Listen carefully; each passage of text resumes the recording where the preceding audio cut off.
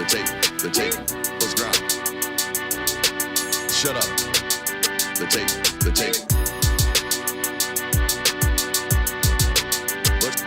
Let's grind.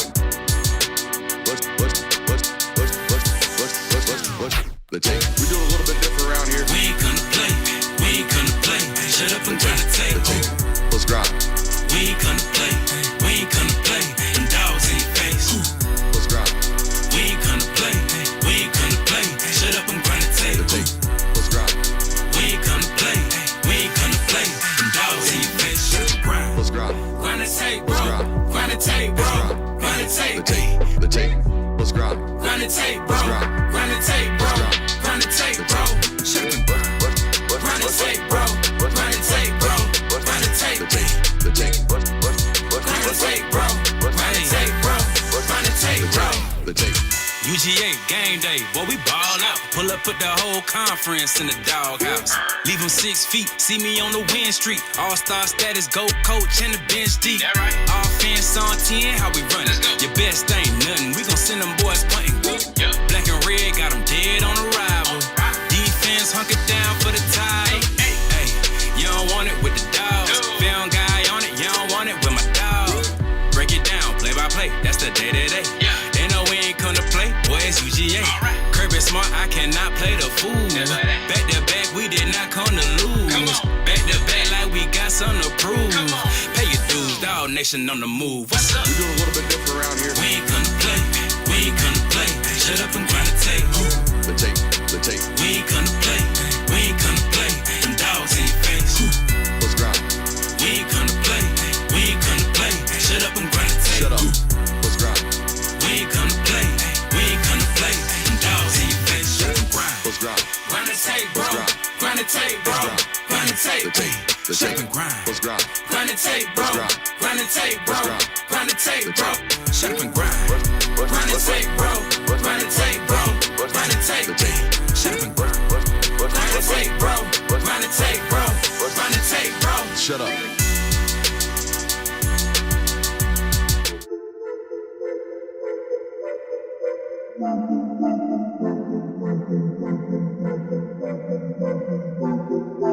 Welcome in, ladies and gentlemen, to MBR, or as we like to call it around here, Nothing But Rants, the show where I find topics that I'm oddly passionate about and I pontificate upon them. These are not hot takes, but rather takes that I'm hot about. What's up? You like that? You really like that?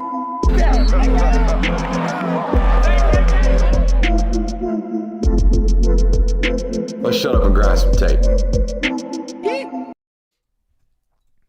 What is up, ladies and gentlemen? Welcome in to the Film Guy Network on a fabulous Tuesday evening. We indeed have a loaded show for you guys tonight. It's Tuesday, which means we got Week 6 predictions coming to you guys. We got Guest Alliance. We got best bets from our man Kirby over there. We got the Ice Bath Awards returning on a Tuesday afternoon. We have the Heisman odds update as well. I'm going to talk a little bit about that. But I want to open and put a bow.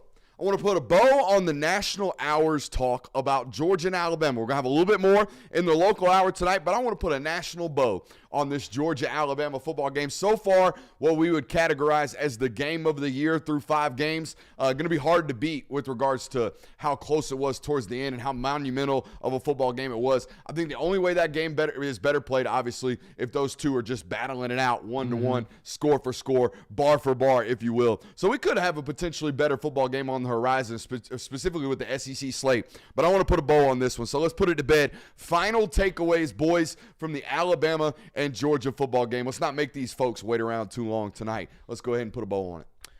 I mean, there's welcome really, in, by the way. Thanks, thank you. Thanks. Yeah, There's really not too much to say about this other than Alabama made more plays when they needed to than Georgia did, and 28 points. You only got a couple. You got a couple takeaways? I got 5. I got 5 with OLI. Go ahead. Nah, I'm kidding. Go ahead, finish your final. No, I was just saying Alabama made more plays when they needed to, and the 28-point hole proved to be too much for Georgia to dig themselves out of, as great as you played in the second half. Yep. I think that you've learned from 2 times playing against Alabama is if Jalen Murrow is going to play his perfect football game, if he is going to be the best player on the football field, if he is going to be on his A game, It's going to be really hard to stop Alabama. He's done it twice now against you. He played really well against you in the SEC championship game. Now he's played well against you in the regular season as well. But I think you also can feel better moving forward. If there ever were a rematch moving forward, knowing that your offense was able to find success, your defensive staff and your defensive players found a way to get some crucial stops. So I think you can both feel better, but also know you should still be terrified of number 4. All right, here we go. OLI. Tuscaloosa is in the running for best college football venue. Okay, it is a town dedicated to college football, unlike really any other that I've been in so far. Now, granted, give me a break here. Haven't been to Baton Rouge, okay? Haven't really been out of the SEC belt because we are SEC homers around here. People will tell us that. However, I haven't been in a place more dedicated to college football than Tuscaloosa to this point in my life. That includes all of the smaller, college and venues that we've been. The ones that tell you are more, what do you call it? Immersive or more, I don't know what the word is, but I haven't seen a place more dedicated to college football than Tuscaloosa. Everything is about that stadium. Everything points towards that stadium. The town revolves around college football. You can feel that the moment you walk in. All right. 5 primary takeaways from this football game. Number 5, Bama's football team exudes confidence. You can see it coming out. By the way, haven't seen a football team that comes out earlier for pregame warmups than Alabama. They were out there way early. They were out there putting on a show in warmups. The show did not stop. They, every single football player from Alabama, I felt like, took a good long lap around that field. They are very, very confident. They are showmen, and they play with a tremendous level of confidence. Takeaway number 4, Georgia was out-coached, out-executed, and out-schemed to a 28-0 loss. All right, to a 28-0 deficit, I should say. From all 3 of those phases, I felt like they were out-schemed and out-coached on the defensive side of the football. All right, Alabama's offense created way too many problems, and that's something that I'm going to talk about later in the local hour. I mentioned last week, you cannot wait until halftime to make your adjustments. You cannot wait until halftime to figure out what's going wrong and then fix it against the Kalen DeBoer football team. That guy is going to create problems, and he is going to attack that problem until you find an answer. You can't wait until you're down 28-0. You can't wait until you get into the halftime. All right, that was a primary takeaway in this football game. Number 3, Georgia's adjustments got them close in this football game. They did make those adjustments. They didn't sit there and just wait for their football players eventually to figure it out. They made them at the halftime. They figured out what to do defensively, all right, to at least cause problems in that football game. Show a new look, right? Give them a 3-3-5. Extend the overhang defenders. Make the picture look a little bit different in that second half. Number 2. Okay, number 2. Jalen Milroe is the best player in college football, not named Travis Hunter. That was a takeaway for me. And I feel like maybe the national scene has kind of circled back around this. I feel like Jalen Milroe's coming out party, if you will, from a national respect standpoint, happened Saturday night. If it didn't happen in the SEC championship game last year, it certainly was confirmed this year. And then my number 1 primary takeaway, you can't out-coach playmakers. Nope. You can have the best coaches ever. If the other guy on the other side has guys that are making plays at a higher rate than you, it is what it is, man. You're going to take that L. So we can do everything we can to put our guys in the best position. If they're losing one-on-ones, if the other team is constantly making more plays than us, we're going to go home with that L today. Simple as that. It's very simple. All right, let's circle back around. Who you got in a rematch? If they played tomorrow, you had to pick it. Who would you take?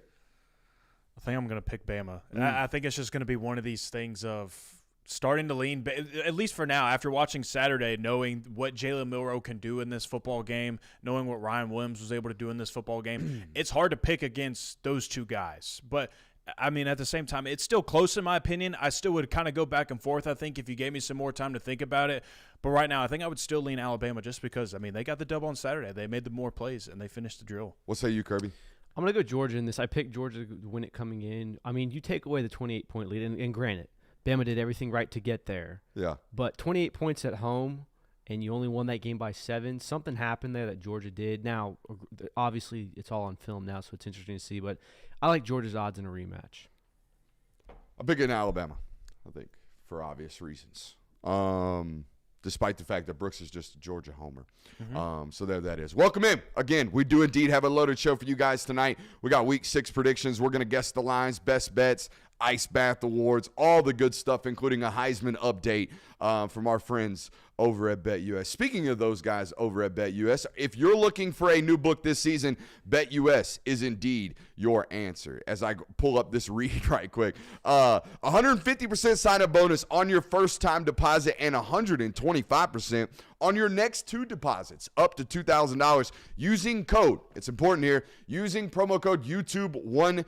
Use promo code YouTube150 today, and again, you'll get 150% sign-up bonus on that first one and 125% match or sign-up bonus on those next 2 deposits, all up to $2,000. Again, head over there to our friends over at BetUS and get in on the action. Boys, we've got a loaded Guess the Line segment coming up, and for some reason, we had to make an adjustment this week. I'll tell you why. Why? The cheating scandal's out. That's what I thought. When I saw this text message, same exact note. When Man said, I think we need to let J-Will do the picks, I was like, well, I wonder why. Because you have your best bets lined up, and some of them are these lines, and you've probably been digging through the lines all year, you fiend. None of them were the lines this week, but I did look at the lines today. I was pretty refreshed on them. So when I saw the text for best bets, I was like, it's unethical to do it this time. So I haven't been cheating. Cheater.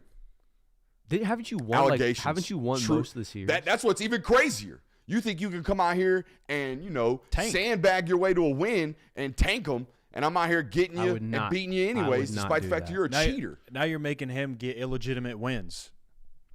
This is unacceptable. I will not stand for this slander. What do you got for us this week? All right, so let's go to the first one. So we're guessing the lines on games that we're ultimately going to give predictions on in about 10 minutes. Yes. Pretty much, yes. Sounds good. Let's do it. All right, first game of the week is one that doesn't really jump off the page to you, but it still has the potential to be a good match. It's Michigan State at Oregon. Michigan State at Oregon.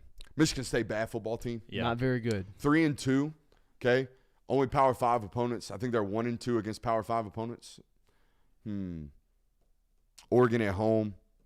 Fresh off. I know they got a bye week after this. Give me Oregon minus, let's say, 13.5. Yeah, I think that Ohio State was 19.5-point favorites, I want to say, over Michigan State. Ohio State, better football team in these circumstances than Oregon is, so I was going to go a little less. I was going to say Oregon minus 15. What did you say, Brooks? 13.5. So Jay Will gets a dub. It was Oregon minus 24, believe it or not. Whoa! Pretty heavy favorites right now. That's so many points. That's a lot of points. Holy cow. Moving on to the next game. Oregon you can't do that, right? Minus 24 is a lot for anybody. Actually, hold on. Yeah, you can do that. You can do that. You can do that. You can do that. You can do that. Moving on to our next game is an SEC matchup that could be very sneaky. It's a top 10 team that kind of hasn't looked great all of a sudden. Missouri at Texas A&M. Am I up first? No, I am.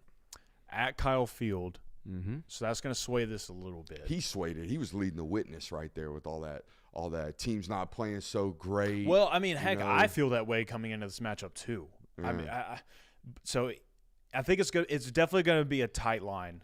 I think I'm going to still say that Missouri is favored in this game, but I think that Missouri is going to be favored by like minus 2.5. Give me a straight pick 'em, Kirby. Give me a straight up pick 'em. That's what I think. That's what I would predict this game to be, a straight pick 'em. Straight pick 'em is straight. Give me a coin flip. Really? Yeah. It's, believe it or not, Missouri is an underdog in this game. A&M is minus 2 right now. Oh, wow. So you take it. That's all defense, right? Yeah, defense. That's defense, home field advantage? Defense, home field advantage, and the fact that you haven't really looked good the last 3 weeks as Missouri.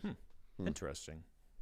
And A&M's not an untalented team. Like we said last night, really good but not bad football team. Yeah. Or not really bad but not really good football team. Yeah, mid-tier. Mid-tier. Moving on to another SEC matchup. It's a top 10 team that's coming off of a loss and traveling to Columbia. Ole Miss at South Carolina. Oh, I got some fun Lane Kiffin stats coming up tonight. Ooh. Lane Kiffin. Is Lane Kiffin a bounce-back coach or not? I like this. Discussions tonight. I like that a lot. Believe it or not, data sample size, pretty unreliable, as you would imagine, with Lane Kiffin. Give me Ole Miss. I'm going to go favored close to 2 touchdowns. Ole Miss minus 13 on the road. All right, J-Will.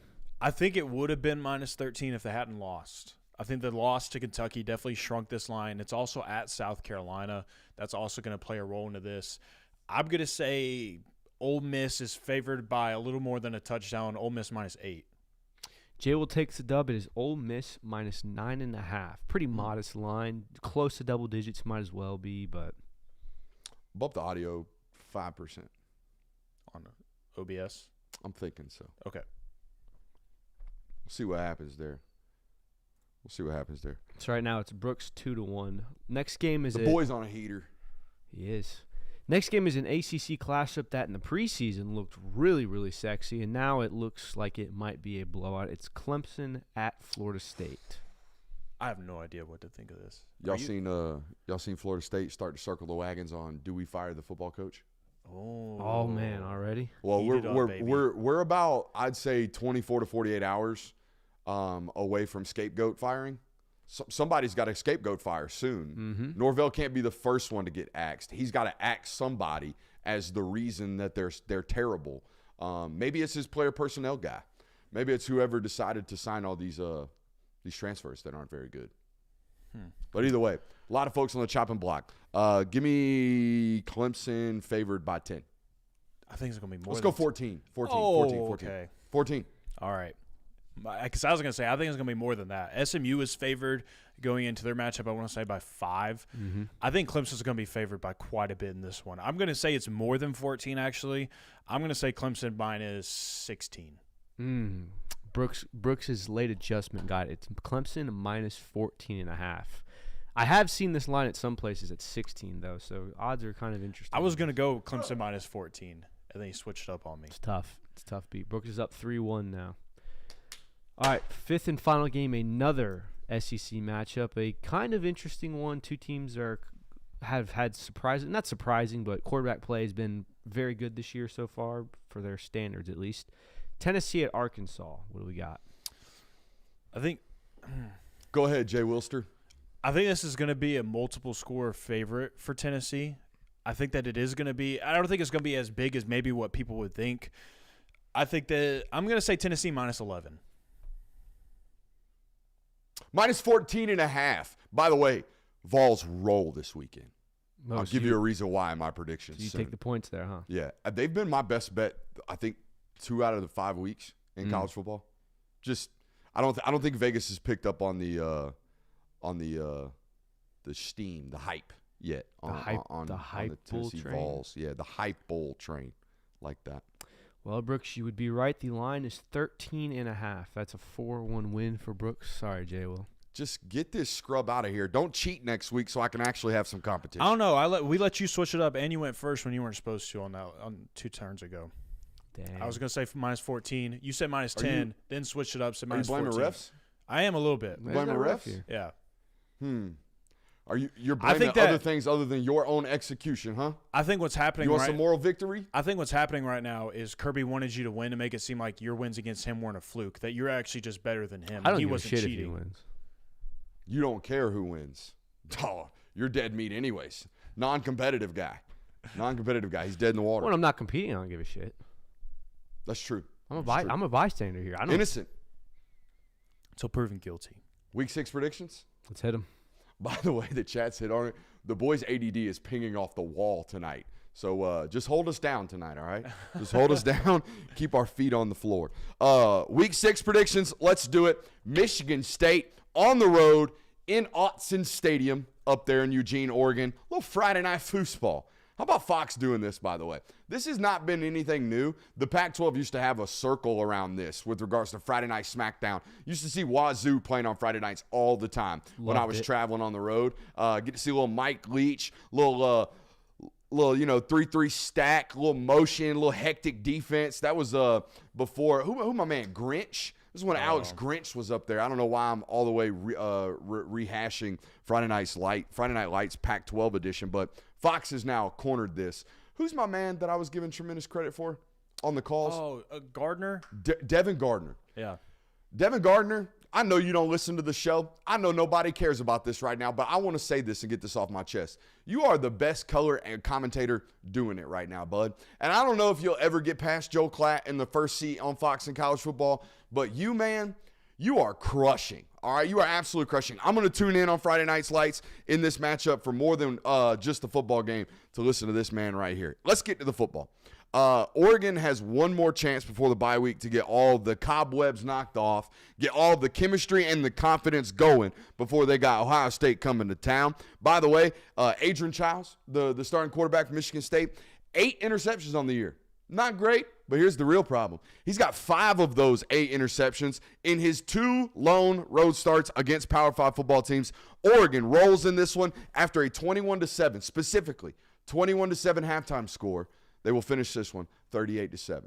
Wow, I've got Oregon 38-14. I think Michigan State might maybe get, one more touchdown in there, maybe a late fourth quarter score. But yeah, Oregon handles this from the word go. This is very much a tune-up game against a team that's not a tune-up team. So. We've seen these Friday night games get a little sneaky-deaky now. Sneak week. Yeah, and I think that it's interesting because Oregon, ever since they kind of started off slow, they've kind of flown under the radar a little bit now. People aren't paying as much attention to them as they were in the preseason. Dylan Gabriel is playing really good football right now, 80-plus completion percentage right now, 9 touchdowns, just 1 interception. Protecting the football and completing at a high rate. I think he's got this offense going. They got a little bit of mojo going as well. And Michigan State is still just Michigan State. They're a bad football program. They're struggling. They just can't really get anything going.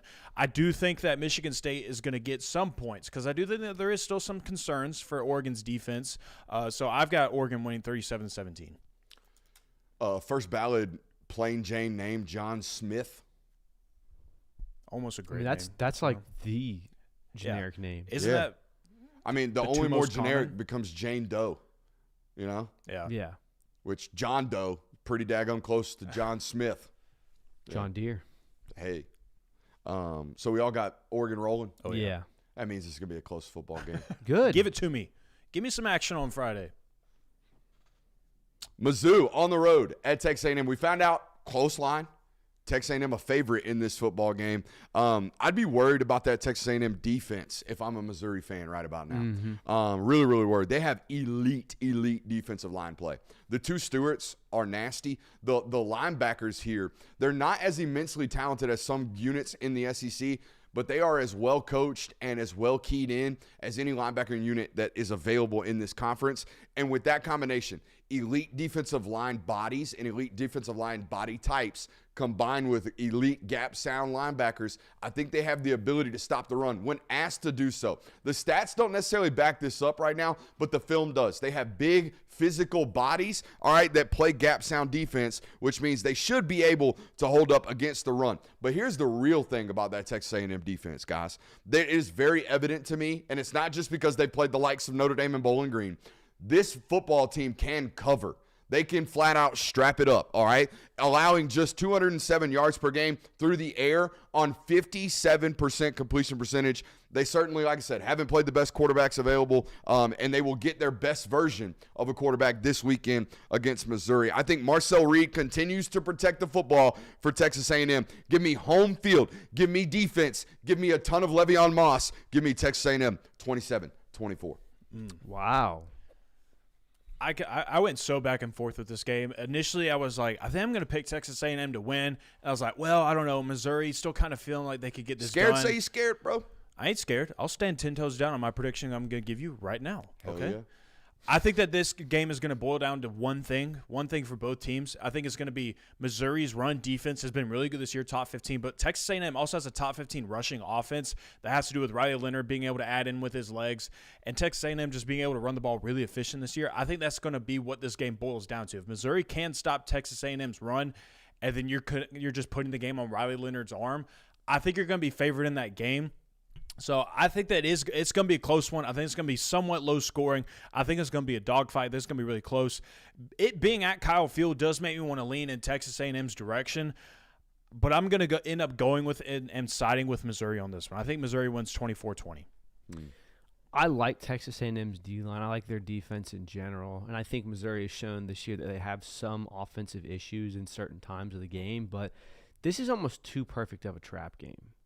this feels like it's too much of a trap game for it to be a trap game. And I think Missouri ultimately has the explosive playmakers that can beat this Texas A&M defense. Sipping on the drink, ain't you? I am sipping on the drink a little bit. And I haven't been all season, but it doesn't, like, Missouri's going to get got this year. I fully believe that. I just don't think it's this game. I went Missouri wins 31-17. Wow. Oh, you think they're going to handle it, huh? Maybe not handle it, like a late touchdown puts them over, but I don't think there's ever really a doubt that Texas A&M, this could be their game.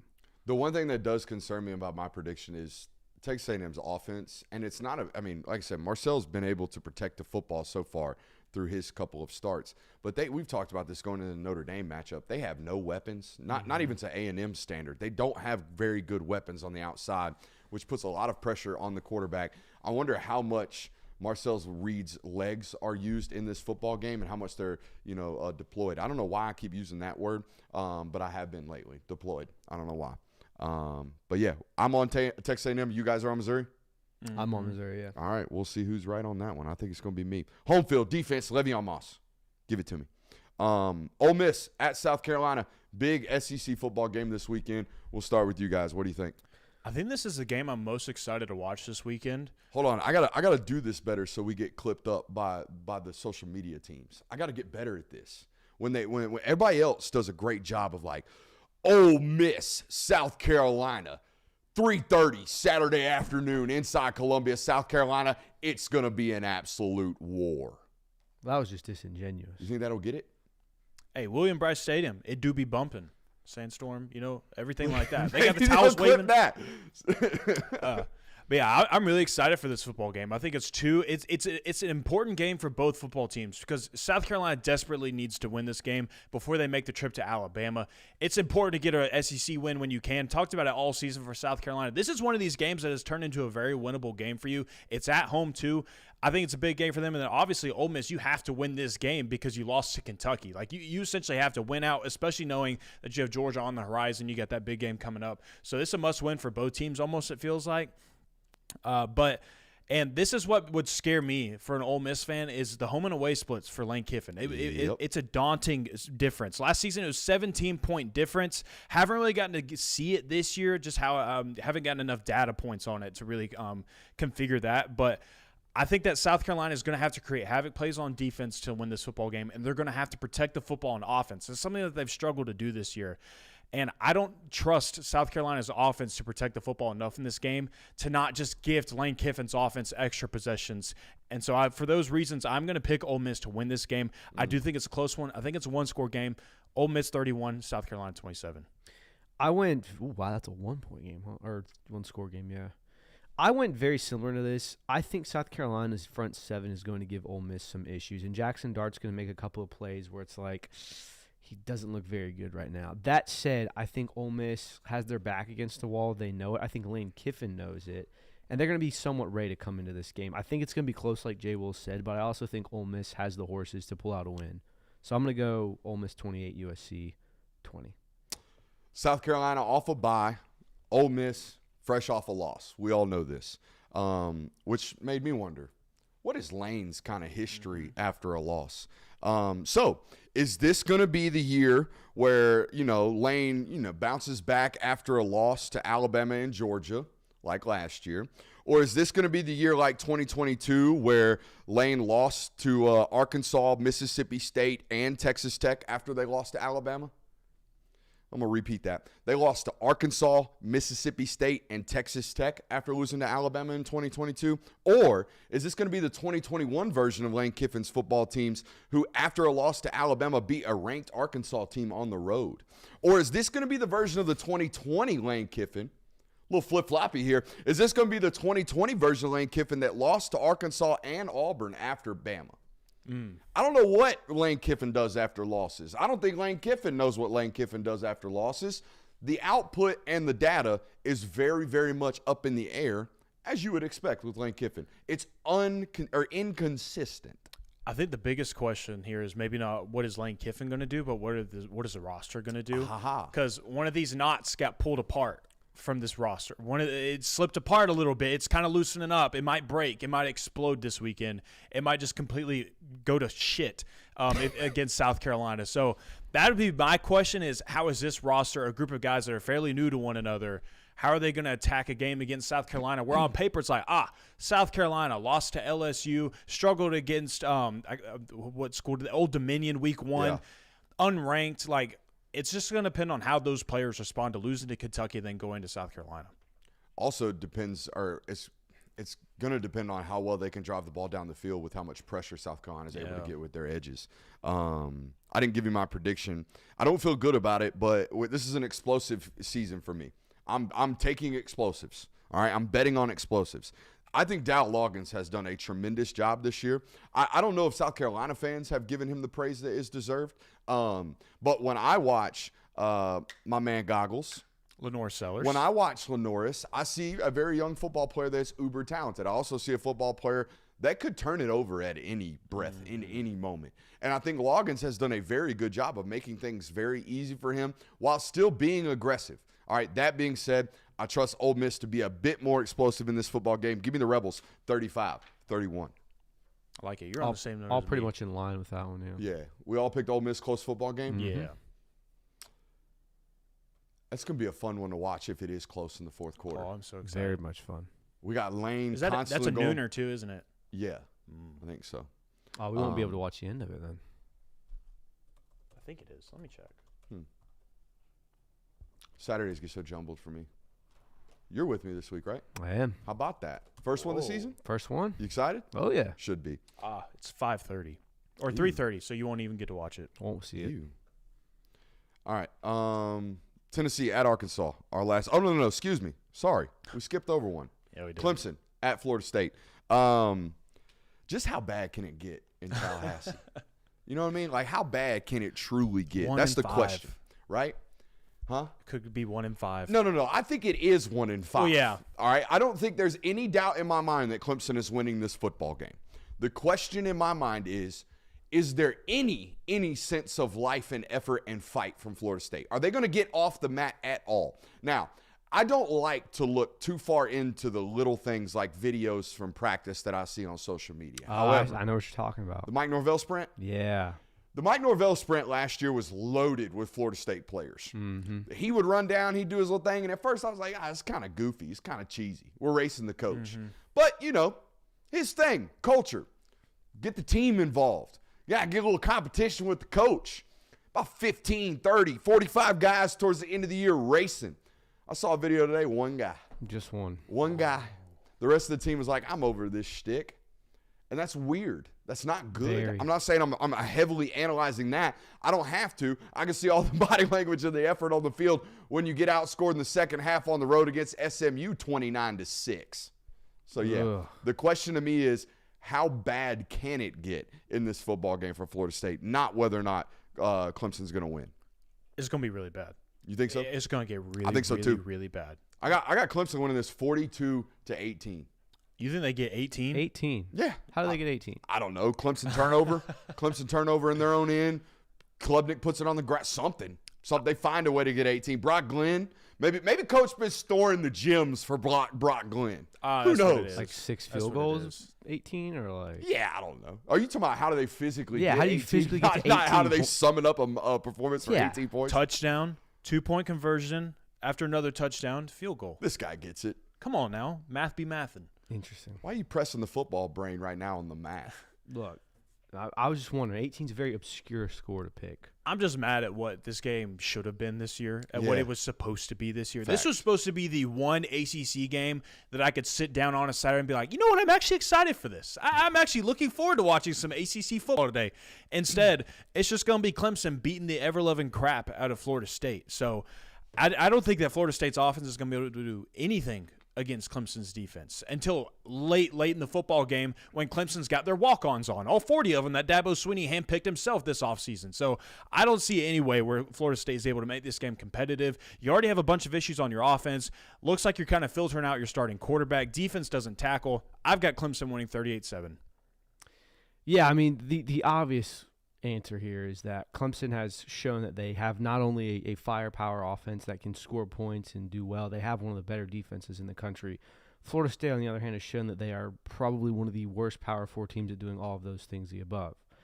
There is a very small part of me that thinks that there's some room for the irony of DJU's first game as not starting quarterback. Florida State comes out and they look like they have kind of, new life, might be a completely different team. People are kind of bought around. What's his name? Brock Glenn. Brock Glenn. People are kind of buying into the Brock Glenn hype. I don't see an avenue where Florida State wins this game. It'd be nothing short of a miracle for them to do that. But I do think there is a small hindrance of it where it's kind of interesting in the early parts of this game. I've got Clemson 35, Florida State 17. 85%. 85% of the remaining $85 million they owe that man until 2034. It's tough. It's a lot of dough. It's a lot of dough left on that contract for Mike Norvell. He's gonna end up firing a bunch of assistant coaches, right? You have to. It's only gonna hurt his recruiting, and they're in desperate need of good high school recruiting classes. And they just lost a commit today. It's funny how quickly momentum leaves a program. Life on a program goes out like that. It's why some of these athletic directors get talked into these buyouts. Mm-hmm. It's why they do. They're like, oh, we have to eat $30 million for Brian Harsin? Screw it. We'll just do it. I think it was only 18.5, but they ate 24.5 for Gus down there at Auburn. But either way, you see, it's not looking on the up and up down there in Tallahassee. All right, on to our last game that we're predicting tonight, Tennessee at Arkansas. Boys, I got another blowout on the horizon here. A lot of blowouts for you this week. Yeah, a lot. And that doesn't make me feel very comfortable. Sneaky week? But here's the reason why. Tennessee might actually put Taylor Green in the hospital. I've been talking about Taylor Green playing hospital ball for a while. This ain't the football team to do it against. I'm not going to go as far as to say Tennessee has the best defense in college football. I don't think we've seen them play a good enough offense to stamp them that yet. I think they're a top 5 unit. I think we can all agree upon that. Whether or not they're number one, I think it's semantics. It's splitting hairs. They're a really good defense. But here's what they're the best at. I don't think anyone hunts the football right now better than Tennessee. I don't think anyone gets after it and rallies to the ball harder and more aggressively and more violently right now and gets upfield with intention to create havoc right now than Tennessee. They are playing the definition of pin your ears back, get after it type of defense, and that is a really, really bad combination against this Arkansas football team who is in a potential for hazardous situations every time they snap the football, every single time. Good news for Arkansas. They're comfortable playing in a 3-down front. Mm-hmm. They've been an odd front defense for a good while now under Sam Pittman, despite all of the defensive coordinator turnover that he's had up there. They're comfortable doing what defenses are required to do against Tennessee in terms of just formation. But that's where it's a hard stop. No one's comfortable doing what this offense makes you do defensively. Give me Tennessee rolling 42-10. Wow, to 10. Yeah. I think the thing that stuck out for me the most when I was kind of analyzing this game, figuring out what this final score was going to be, Arkansas has big bodies up front. They got some big defensive linemen. They're thick. They got a D tackle at 6'5", 330, a defensive end that's 6'3", 270. They got any one of those, my boy Cam Ball? I don't know. My boy Cam Ball was my guy coming out of Southwest. I think it was Southwest DeKalb here in Atlanta, or maybe DeKalb. Oh, my God. Dude, he's got like 5 pick sixes on his high school highlight tape as a defensive lineman. Cameron Ball. I was all over him. He's a 6'5", 331. Oh, my God. The biggest, sweetest athlete I've seen in a high school tape in a long time. So, yeah, I think that they have the bodies and they run the scheme, being comfortable running in a 3-down front to maybe kind of hinder Tennessee's run game a little bit, which is why I kind of think that this game might be close. I think that they might be able to keep it a little close. I don't think that Arkansas is going to win this game. I think that their offense is too sporadic, and I think that Tennessee is too efficient on offense, and their defense has stepped up enough to where I don't think Arkansas is going to be able to put together an offensive game plan to hang neck and neck with Tennessee ultimately in this game. But I do think that the Razorbacks are going to be able to keep it a little close throughout this game, make it a little interesting. But I still have Tennessee winning by 2 scores. I got Tennessee 34, Arkansas 20. Cam Ball out of Tri-Cities. Nice. I think there's points somewhere available for Arkansas. I think there's an avenue where they can get to 21, maybe even 24 points here. That said, this offense is operating too high right now, and Josh Heupel's really got this thing going, and that's a scary thing for the rest of college football. I do think that there is a humbling game coming down the road somewhere for Tennessee. I don't know when it'll be. I don't know who it'll be. I don't think it's this week, though. I think Tennessee wins 31-21 here. Best bets? Let's do it. Let's take it to the board. Hold on. That's on me. Oh, he's not ready. Kirby, how was your day today? It's pretty good, man. Got some work done. Did some schoolwork, a little bit of homework. My day was filled with reading rage comments, but partly to my own fault. You know, I did tempt. You're going to get a lot of those now. I did tempt a pretty large fan base with some "you guys are the worst." Yeah. And they showed up. Hey, look, I've told you this all week. College football fans are the most insecure people in the world. Well, I think I would rank up there pretty highly. Oh, well. At least you admit that. I mean, does that make you insecure if you admit your insecurities, or does that make you secure? Turn that bad boy on. A little bit of you? both, I guess. Yeah, I did. Okay. Yeah, I'm hot. Yeah, we got a hot mic. All right. All right, Kirby, give me that keyboard. What do you got for me this week, bud? All right. By the way, what were you? 4-1 last week? 4-1 last week after an abysmal 1-4 week before that. We up.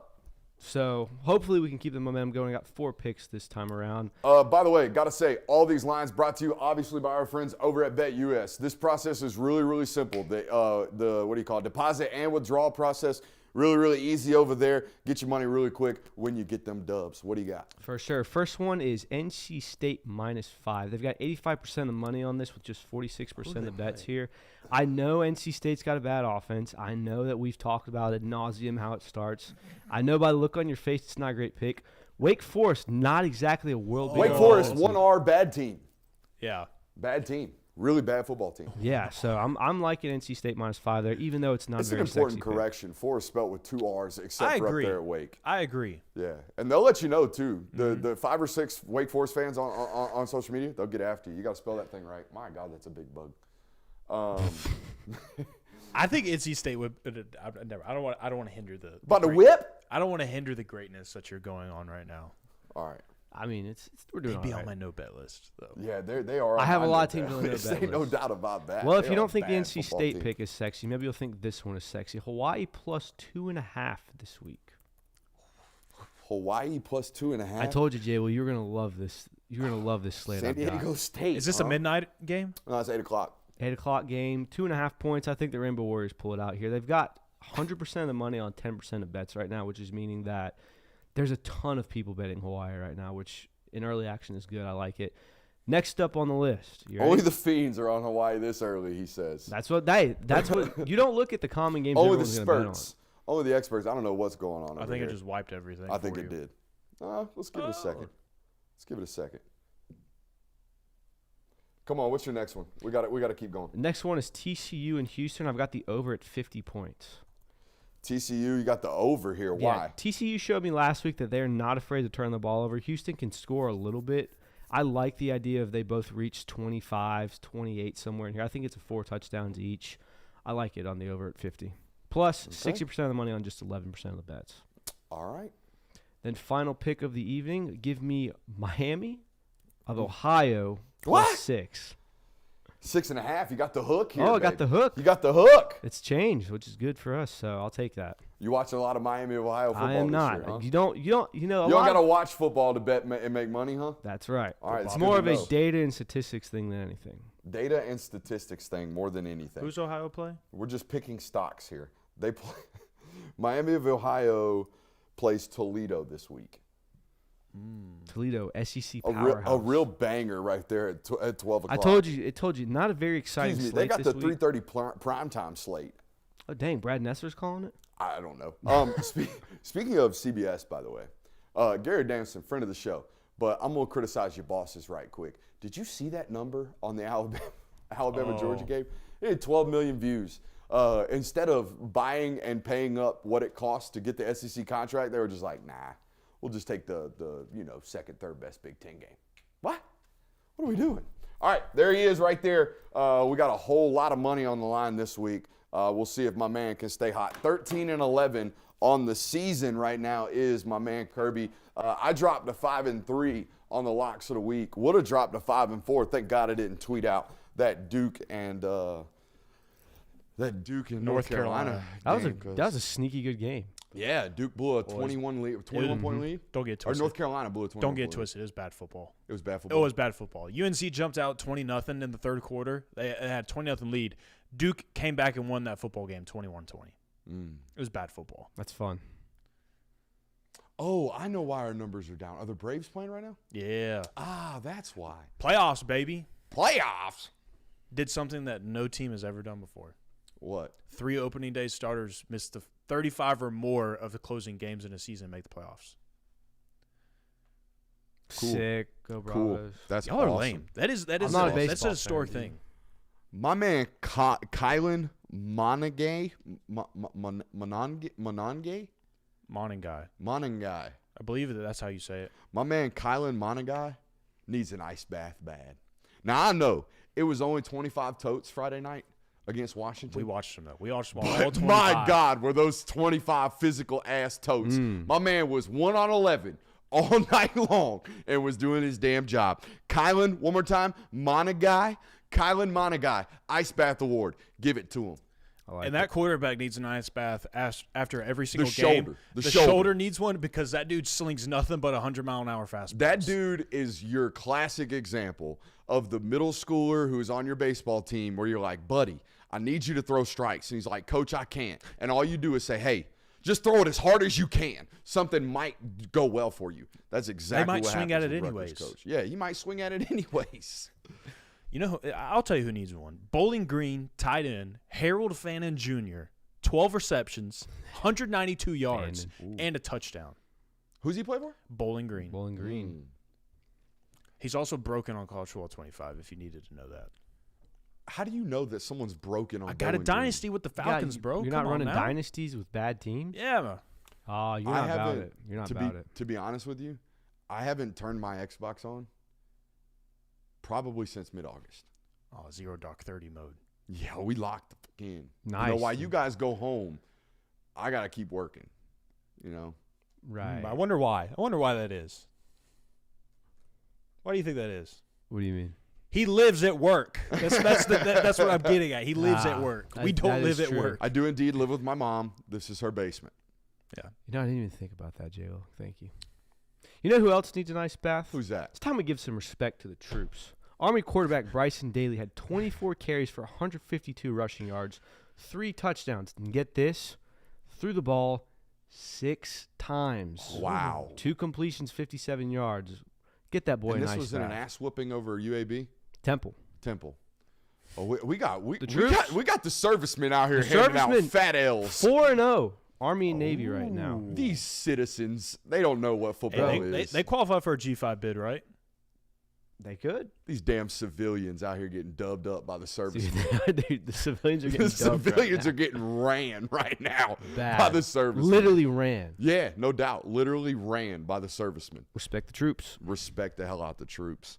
Heisman odds updates. Let's do it. Let's do it. These are all provided to you by our friends over at BetUS. That is correct. Shout out BetUS. 150% sign up bonus right now, up to $2,000 on your first deposit, 125% on your second deposit, only using promo code YouTube150. Go ahead. All right, so one of the best ways to change your Heisman odds is to show out in a top 5 matchup, because we have a new front runner for the Heisman. Hell yeah. Jalen Milroe is now favorite to win the Heisman at plus 225 odds after his spectacular performance against Georgia. The adverse of that, Carson Beck, has gone tumbling down the odds ranked. He is now plus 2,500. In between that, we have second place Cam Ward plus 525. Still's got pretty good statistics. Travis Hunter is second place with 475. Cam Ward is third with 525. Nico Iamaleava is plus 950. Ashton Genty, the only running back on this list, plus 1,000. Dylan Gabriel plus 1,600. Quinn Ewers plus 2,000. Get this. Carson Beck, Cade Klubnik, Miller Moss, all have the same odds to win the Heisman right now. Ashton Genty being that low, I'm not a fan of this whatsoever. It is You need me to unfortunate. call the bosses? I think you might. Call the bookmaker? That's horrendous, Can't be out here losing bread like that, BetUS. man. Yeah, well, the problem is it's group of 5. You keep toting it like he is. Look, I don't care. I agree with you. I agree, but Doesn't he have like 1,400 rushing yards already? And he has 13 touchdowns. it's something insane. He's got more rushing yards. And he got than- pulled in the first half against Portland State. Yeah, no, he's balling right now. He They deserves. ain't trying to win a Heisman. Pulling him. I They ain't know. trying to Come win a on now. Heisman. We're What are y'all Boise doing? State playing Portland State. Trying to Rack keep- them up. My man is a break some walking. records. My man is a walking first down. He's got 845 yards on 10.3 yards per carry, 13 tuds.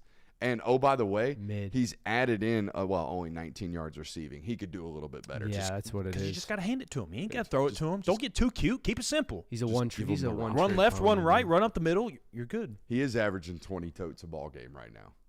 He's got to be the only college football running back right now averaging Get 20 that totes. man an ice bath, dude. Yeah. No, weekly. Marion Hampton. Yeah? They're running that man into the ground. That's UNC's running back? Yeah, he's getting Yeah. like 25 carries a game. Well, they take like 70 snaps a game. too. yeah. Yeah. And they've been running backs into the ground. Yeah, Up there in North Carolina. They be getting totes. What was Travis Hunter's odds there? Plus 475. So I think we're at the point now where the only reason Travis wouldn't win the Heisman is if, Jalen and them, they go undefeated and he's an animal the rest of the year, or Colorado loses multiple games moving forward. Which you have to assume they will. Yeah. So I mean, like, there's a lot of odds. Where's the line? What do you mean? 7-5? Is that the line? Yeah, I think there's 7 and 5. You think he can win at 8-4? There's precedence for that. They could do it at 8 and 4. Lamar did it at 8-4. But the problem is now it's Lamar did it at 8 and 4 because he was the quarterback. Like Yeah, if you either have to be a 1 or 2 loss team and just that damn good, or you're the quarterback on an 8 and 4 team, and you are clearly the reason that team is 8 and 4. Travis Hunter, I don't know. I mean, you've got Shadur on the opposite. Like, he's one of the best players in college football. I get it, but I don't know if you can justify a 8 and 4 Colorado having a Heisman winner, despite the fact that I do think he is one of the best players in college football. Because let's face it, the Heisman is not for the best player in college football. Yeah. It's just the most fantastic season on the best team with the best stats. Which, if it goes on this trend, is going to be Jalen.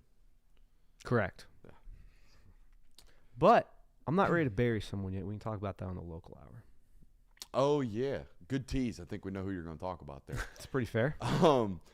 Now, we did film study on Alabama this week and last week, which would technically classify as national coverage. Yeah. Should we play the Diddy counter right now? Oh, I think we definitely should. You think we should? Yeah. It's a pretty good one this week? Pretty I mean, good. we're going to play it multiple times because it's a good one as For always. sure. We'll play it after the film notes as well. Diddy counter this week. What did we get to? Got to 13. Records 14? One shy of your record. All right, records 14. Here it comes. Diddy counter produced by yours truly, Christian Kirby. Go ahead and play that thing.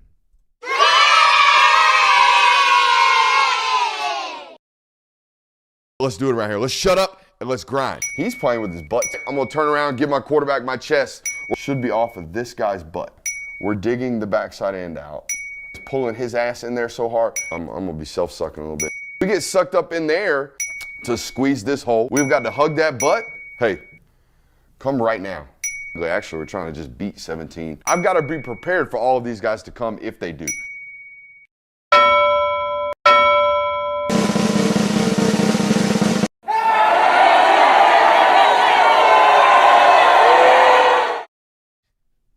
We're back. So what was your favorite? Hey, I think there's a winner right there. hey, come right now. Yeah. It's the pause in between. The Yeah, suspense. the pause hits right there. Yeah. No doubt. I do like, I'm going to turn around and give my quarterback my chest. That's very funny. I mean, I'm just out here talking ball, man. No, I get it. That's what it is. Yeah, the context Diddy counter. There was a tremendous amount of hugging of butt in that one. A lot of butt hugging. in this one. Yeah. A lot of butt references in general. Yeah, you got to slap the cheek. You got to hug that cheek. A lot of that going on in football. Squeezing the hole. Yeah, especially with as many teams running counter nowadays, hugging butt's important. It is. Staying tight to the track is very, very important. The other one was very good as I got to be prepared for all these guys to come if they do. I mean, There was one from today that needed to be in there. I know you did it. I from drew another yesterday. penis. Well, not that. Oh, you did? It was the one where Yeah. you're talking Shit. about Carson, and you're like, C15, if we can just understand, like, sometimes we just got to rip these balls. We just got to rip them. And you even caught it in the middle of the film, so you're like, Hey, whoa, yo. whoa. Yeah, my bad. Yeah, sometimes you do just got to rip them balls. You just got to do. rip them. You got to let it loose. You do. It's a good thing we left 10 minutes over because we've got a loaded local hour. I'm not even going to drag it out anymore. What's up? I'll say we could also talk about how there's a lot of sneaky games on this slate, but we can skip it. No. I'm good with the sneakies. There's a lot. Like Iowa at Ohio State, sneaky game. I know the way I view this week is I call it sneak week. There's 10 games on here that you look at and go, blowout. And then you think about it more. It's like a couple of them going to be fourth quarter. They can't all be blowouts, can they? I mean, name 1 week of college football that you've ever had where every game you came into were thinking it was a blowout. It ended up being a blowout. And I mean, there's a lot of these games: Miami at Cal, Iowa at Ohio State, Michigan at Washington. I know Michigan's the underdog in that, but Yeah, that's weird. that's very weird. But I think that's a sneaky game. USC at Minnesota. We kind of talked about Tennessee at Arkansas, Clemson, FSU. Bama at Vanderbilt. Is that a sneaky game, you think? No. No way. No. Could be sneaky. No. I'm just saying. Auburn. Alabama, you're No. next. I can't believe that video's like 10 years old now. I can. That was a long time Yeah, ago. it was. We weren't even wearing speed flexes yet in that clip. That's how Dude, long the Yeah, ago we were. it was. That's Yeah, when we were. Reebok Rezigs were in. No, guys. Dude, the resig phase was crazy. Guys, that was 2017. I totally avoided that, by the way. I never had a pair of Zig Techs. I did have a pair of I got bullied Nike because of Shocks, though. Oh, yeah. I didn't Hell like Yeah, the you Shocks. did. You didn't have a pair of Nike Shocks? Mm-mm. I had an You weren't orange that and guy. a yellow pair when I was a kid. Hell yeah. My parents my parents took me to the orthopedic doctor one time. We're like, Nike shoes don't have very good support, so you need to buy them. I had to wear the jank ass New Balances as a kid, dude. Oh, You know that was what? before Back New Balances before- were cool. Back before people liked New Balance, it was disgusting. Oh, You know what? I learned more about this guy doing a show with him than I do spending time with him because he's actually opening up. I mean, apparently, mom worried about arch support. You know, yeah. that Well, checks out. I got scoliosis, so Oh, it's that's tough. unfortunate. It is unfortunate. Remember when Don't even Nike get free. ID? Don't even get parking out of it. Nike ID was so awesome. That was the You best. spend hours just building shoes that are $300 that you're not gonna buy. You're never going to buy. Oh. Speak If for there ever was a yourself. person, if there ever was one. Dude, I had a pair of Nike ID'd Hirachis. Do you remember Hirachis? Oh, yeah. I had Hirachis is still kind my of nice. middle school 8th grade year. My parents were like, "We'll let you get a pair of Nike IDs." So I got Hirachis. They were the coldest cleats I've ever had in my life. Yeah, I got suspended that year. It's Tough. unfortunate. Yeah. Local hour? Let's do it. Cool hour. Let's do it.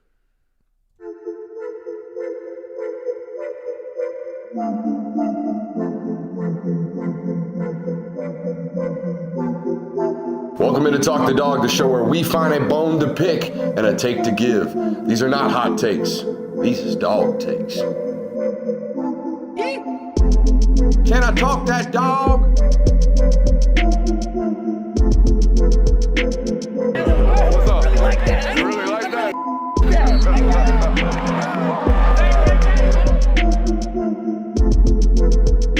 Let's shut up and grind some tape.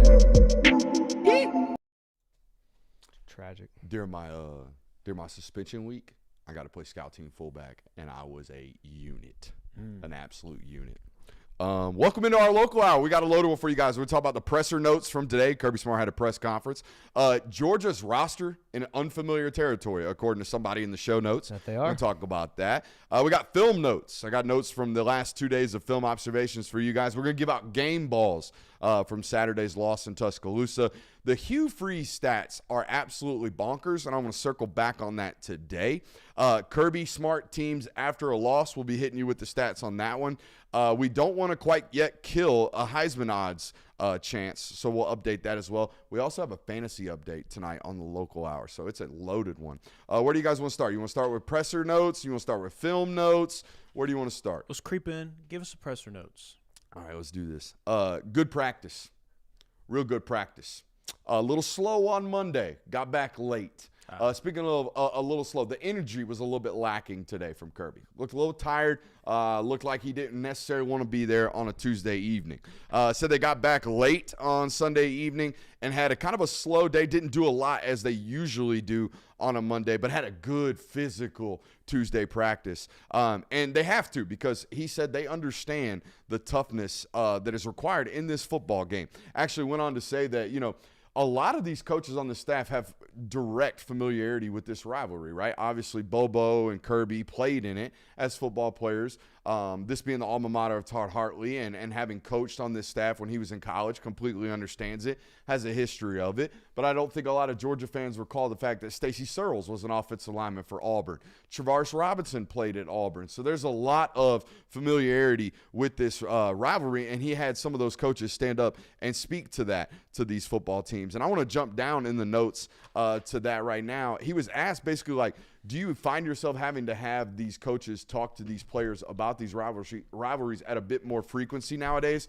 Because kids don't know as much about football as maybe you did when you were playing. And Kirby said as a player, he got these history lessons as well. And he thinks it's important that you update your players on what it means to play in these games. But he did say something that my football coach talked about 10 years ago. And he used to harp on us all the time about this. Y'all don't watch enough football. Y'all don't watch enough football. You go home, you leave, you don't watch it anymore, and there's not enough for you to learn. You don't know enough about this game to not be watching it all the time because you don't know what you're going to pick up when you watch particularly higher levels of football, or if you watch more football, you're going to learn more about the game. You're going to see more. You're going to have a more, identity about the sport entirely. And he said these kids, they just got too much to do nowadays. Too many attention opportunities, their phones, social media, Netflix, all this stuff. They're not watching enough football, and he has found that over the years. And again, this is something that my coaches were talking about a decade ago, and I thought, you're a little bit crazy because I was a fiend. I was watching football constantly. Yes. But some of this newer generation of football players he has found don't necessarily do that. Talked about eye discipline being important in every football game nowadays. He was asked about how important is it for, eye discipline going into this matchup, against Auburn. And he said it's an important thing against every football team nowadays because he felt like, 15 years ago, he said people would line up and just hit each other. Who's tougher today? Who's more physical? Who's going to win the line of scrimmage? All that stuff. And nowadays, he says it feels like everybody's moving pre-snap. It's how much of a mismatch can we create post-snap by cheating pre-snap. He said everything's changing, right? Everything is moving around. And he said he felt like Hugh Freeze does a really good job of changing things up with his pre-snap motions and packages. He said these guys, talking about Auburn, are not getting stopped. They're turning the ball over. He talked about was asked about going for two. This is a discussion that we had coming back from the game on Saturday night. If you score right there in that 2-minute drill with less, I think it's 49 seconds when you throw the interception on first down. If you score right there, would you have gone for two? He was asked about that. We talked about it on the way home, said we were going to do it. Right? If that was the situation, last thing I'm doing is getting into a 2-point off or a red zone possession off with one of the best red zone possession offenses because of Jalen Milroe on the road, all the environments. Probably would have gone for two. He actually said he and his staff talked about it before the football game. If this goes out, remember LSU and Alabama went into an overtime shootout. They had the conversation before the game. If we come down to it, are we going for two or are we going to play for overtime? They were leaning towards going for two even before the football game. Wow. And said that the analytics at that time would have made him maybe think about kicking the field goal and playing for overtime. And they were indeed in his ear as the time of possession was happening. However, he said that the data said that under 30 seconds, you go for two, but over 30 seconds, you kick the field goal or kick the PAT. I'm going to have to go back and listen to it. I guess that makes sense because if it's over 30 seconds and you score and you go for two, then the other team has enough time to go kick a field goal because they have to go score. Correct. Under 30 seconds, a team's more likely to just knee it out, go to overtime. That's exactly what he said. They're more aggressive. You might end up losing because you're going to give up a field goal. That's exactly how he put it. So that's a good job right there being a stats guy, circling back on that one. I wanted to know. Dude. I didn't have a question. What was that? I said hell yeah to Jay Wood. Oh, I thought you were, being a little pest. Golly, dude. I don't know y'all's relationship that well. I thought maybe you were poking him. No. Either way. Continue. I had no questions going in today's press conference. I didn't have any for him.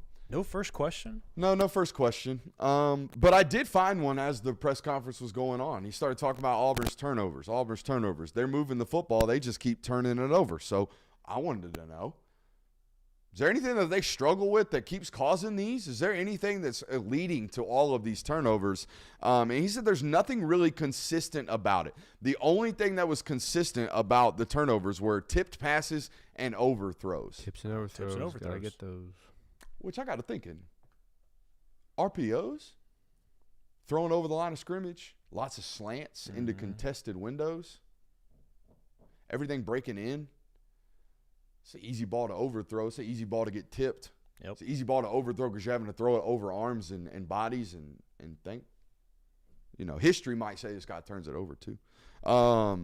Was asked about Lawson Lucky's versatility and athleticism. He said he's a really good pass receiver, has brought versatility, but is still young in Kirby Smart's eyes. Feels like he's really gaining some confidence in year 2 as a football player. You got to remember, that's a guy who got tightrope last year in the middle of the season, so he didn't really have an opportunity to have a freshman year from a playing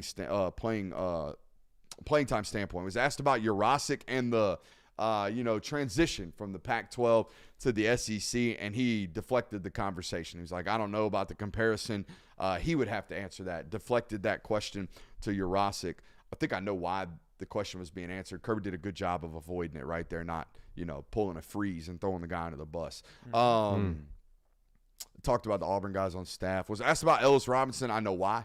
Like, everyone's talking about getting that guy onto the field. Said Ellis is getting better and trying to find a special teams role for him. That's what he said. We're trying to find a special teams role for him. And my history doing this knows that you got to play on special teams as a position player, not an offensive lineman, defensive lineman, but as a skill guy, you play on special teams before you ever get real playing time at Georgia normally. So that would be the first steps into maybe this guy's cracking the lineup. He said he continues to challenge the guys during practice, and he's rotating with the twos consistently during the week. Daniel Harris got a shout-out, particularly on the 4th and 1 play that we pointed out on film. I gave him in the middle of this the press conference because it was a hellified physical football play from Daniel Harris in an area of that guy's game that Kirby has said needs development, right? And he showed it on tape.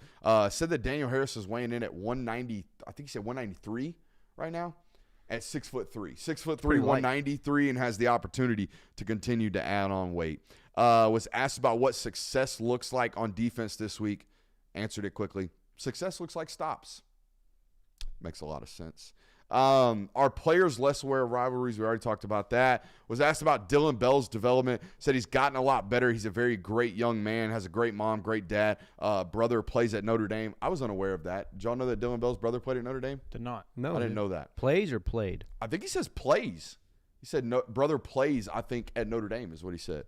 Obviously talked about him being a running back in high school and accredited both Brian McClendon and James Coley for the development as a route runner. Presser notes.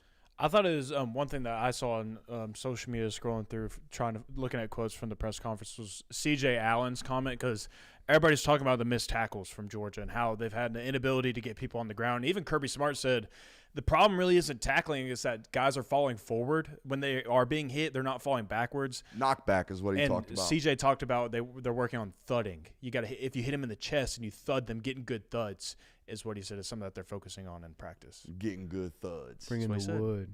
Bringing the wood, getting good thuds. I hated thudding in practice. Really? I think it promotes arm tackling. Because you're not wrapping up. You're just doing one of those. Oh, ours was like you had to bring your hip, you had to do near foot, near hip, all that. Like if you didn't do that correctly, everyone was doing up downs. I know guys like when I had this conversation with Tyke at the Combine, I think it was. I don't know why we got to talking about tackling versus thud. And he talked about how he felt like thudding up was harder than actually tackling because I don't have the ability to attack your legs, which is what a lot of defensive backs do. But at linebacker, we can't do that. Yeah. Linebacker, we got to square up. Strike with our screws of our helmet right here. The screws of them helmets. Short helmet brain. Should we do film notes, or do y'all want to do these turnover stats? You know what I want to do? What? I want to get a fantasy update. Oh, I think I know why. Did he whip my ass this week? I feel good Would you about like to this find week. out? Yeah, let's do it. Fantasy update. It was a very interesting week, to say the least, because wide receivers, there was explosives everywhere. And the reason why Kirby feels so confident is because he has Dylan Bell and Dominic Lovett. He also has Anthony Evans. And Dan Jackson. And he has Dan Jackson on defense, which I will go ahead and give a spoiler alert there. Dan Jackson is the highest scoring defensive player this season so far. He had 16 points. Wow. He had, a tackle for loss, 10 tackles, and an interception. That puts him up at 16 points. So I'll go ahead and give a spoiler there. But Brooks, again, I think the biggest thing for here is Brooks has Etienne. That's another 73 points. Hell yeah. Nate Frazier did not play again. Did not play. Did not play. Neither did Roger Robinson. Neither did Roger Robinson, though. Branson, minimal carries. Branson, he only put up 10 points. But Brooks had Colby Young, who had a touchdown. Or did he have a touchdown? No. Yeah, no. But he had 63 points still. He had an explosive in the game. Hell yeah. Arian Smith, 147 points. Shit. 132 yards and You were a touchdown. excited for this? Yeah. 133 yards or whatever it was, and a touchdown and explosive will do that. The rest, defensive players didn't do too much this week for you, Brooks. Stark still put up 12, though. For Kirby, 114 from Dylan Bell, 67 from Lovett, 30 from Anthony Evans. A little sneaky right there. He got some burn in the second half a good bit. As I said, Dan Jackson, 16. It was not enough, though, Kirby. What? It was not enough. Brooks ended up actually winning this one pretty handily, 315 to 241. The big difference right now is that he has Trevor Etienne. And Trevor Etienne has given him 70 points almost guaranteed every single week, while you're getting very minimal from the running back spot. How did Dylan Bell not have that many points with 2 touchdowns? He had 114. But he also had 2 touchdowns. He had a rushing touchdown. All right, I'll go recount this right now for you if you would like me to, but I still don't think it would have mattered from what I can remember. Get a boy to dub. Get a boy to dub. Yeah, I mean, it wouldn't have mattered anyways, even if he had gotten a few more points. I Damn. feel like doing the Michael Jordan security meme. You know, draft a running back. Why don't you, dummy? You know. Okay, Dylan Bell should have had 120. So that was a miscalculation Yeah, on see my part. that? So 247 to 315 now. So now Brooks is 3-1 on the season. You are 1-3. And now Brooks is also leading the overall scoring this season, 705 to 663. It's not terrible. 40 points. A lot of moral victories coming from this guy this week, huh? Maybe A more. lot of, victory. hey, we gave it a good run. You got to get Nate Frazier back. If you can get that back, I think it'll be all right. I mean, it wasn't like he was hurt. It was a DMP coach's decision. Sure. Correct? But, yeah, the Etienne play is the one that's killing you right now. Yep. All right, let's do It these is film what it notes. is. You want to do these film notes? Yes. The boy running away. With the fantasies. Let's start with a negative. That's Malachi Starks' worst game he's played. Agreed. And we can all say that. Missed tackles, beat on coverages was not his standard at all. I think he would be the first to admit that. Got beat on a double move on a 2-point conversion. Missed multiple tackles on tight ends. Missed a tackle on Jalen Milroe. You guys know the deal. It was just not 24 standard. Not for what we all consider to be, if not the best safety in college football, one of 3. All right, he's really, really good. Did not play to his standard. The move to Daniel Harris over Dalen Everett certainly provided some juice to this defense, but most of it came, in my opinion, from fixing alignment. Did you watch film study today? No, I did not watch. You were really Tuesdays. concerned about the alignment from Georgia defensively. They fixed it immediately coming out of the half. Good. I don't know if I want to harp on this, but I'm going to say it because you guys know my deal. If I feel it, I say it. 56 effort on tape is a personal problem for me. So I will say that. It's been a consistent thing with him for 3 years now when he gets into play, all right? And you're not even a spot starter anymore. You're the guy. Like, you're the guy out there that we're relying upon as an offense, and effort is a real thing. All right, effort and just general toughness are 2 things with me that I am very cautious to ever question. All right, but it's been 3 years now, and we've seen multiple examples of explosives being cost because 56 stops playing. So that's got to stop, and it's a real problem for me. You made adjustments, just not quickly enough. I think that was something I wish I would have told you so. On Monday and on Sunday. I wish I would have remembered that that's exactly what I told you going into this football game. And I said a lot of things that went kind of right, but I think my best analysis in this game was the fact that Kalen DeBoer, more than most coordinators that I watch, if he's got something that's working, buddy, you better fix that right now. You better fix that right now because he is not afraid to continue to run it. He's not afraid to continue to give you the same looks until you fix it. And you can't wait until halftime to fix those things because especially against Jalen Milroe and that offense, like that, you can blink, and in a blink of an eye, you can be in real, real trouble. Whereas if we fix things, we can create some of these stagnation points in their offense, like what happened in the second half. But at that point, the game was already out of hand. So I think that was something that we talked about last week, and that's something you saw in the film. It took until the second half for them to really fix alignments, to fix some of the schematical issues that were being presented by Alabama's offense. Carson's second half performance should provide confidence in one area. It's the tight window throws. We made jokes about, the Diddyisms with got to rip those balls. He made multiple tight window throws in that football game in scenarios where he had to. 4th and 3s, 2-point conversions. And I hope that if you're an analyst and if you're a Georgia fan listening to this, you would hope that type of performance and those types of moments where, hey, there's not a lot of space being created, but I'm going to throw the perfect football right here, you would hope that provides a confidence moving forward in the turn down areas that I've seen on tape, which in Kentucky they really reared their ugly head, where a wide receiver might only have a yard of separation, but it's either we throw that ball in that tight window or we take a sack or we throw the ball away and live to fight another down. He wasn't able to live to fight another down on Saturday in some of these situations, and he made some of those tight window throws. I hope that confidence continues to roll over in future performances. No doubt about it. You need a consistent winner on offense. You need a playmaker for sure. I think there's no doubt about that. You guys can see that on film. You can see that on Saturdays, and you can really see it in games like that when the other team's got one. You know what I mean? You might not have seen it against Clemson. You might not see it moving forward in some of these matchups. But when that other team's got a guy that they feel like they can just lean on and you don't have one of those, it really, really kind of points it out. I think our offensive line played well enough. I think there were some moments where guys got beat, but you're playing Alabama's defensive line. That's going to happen, all right? Some of your guys are going to win or lose their one-on-ones. I felt like they won more of them than they lost. I didn't feel like the offensive line execution was an area of concern in this football game, whereas like the last 2 weeks, I felt like we've talked about that. Against Tennessee Tech, I didn't feel like they played to the standard. Against Kentucky, I didn't feel like they played to the standard. This week, they certainly did.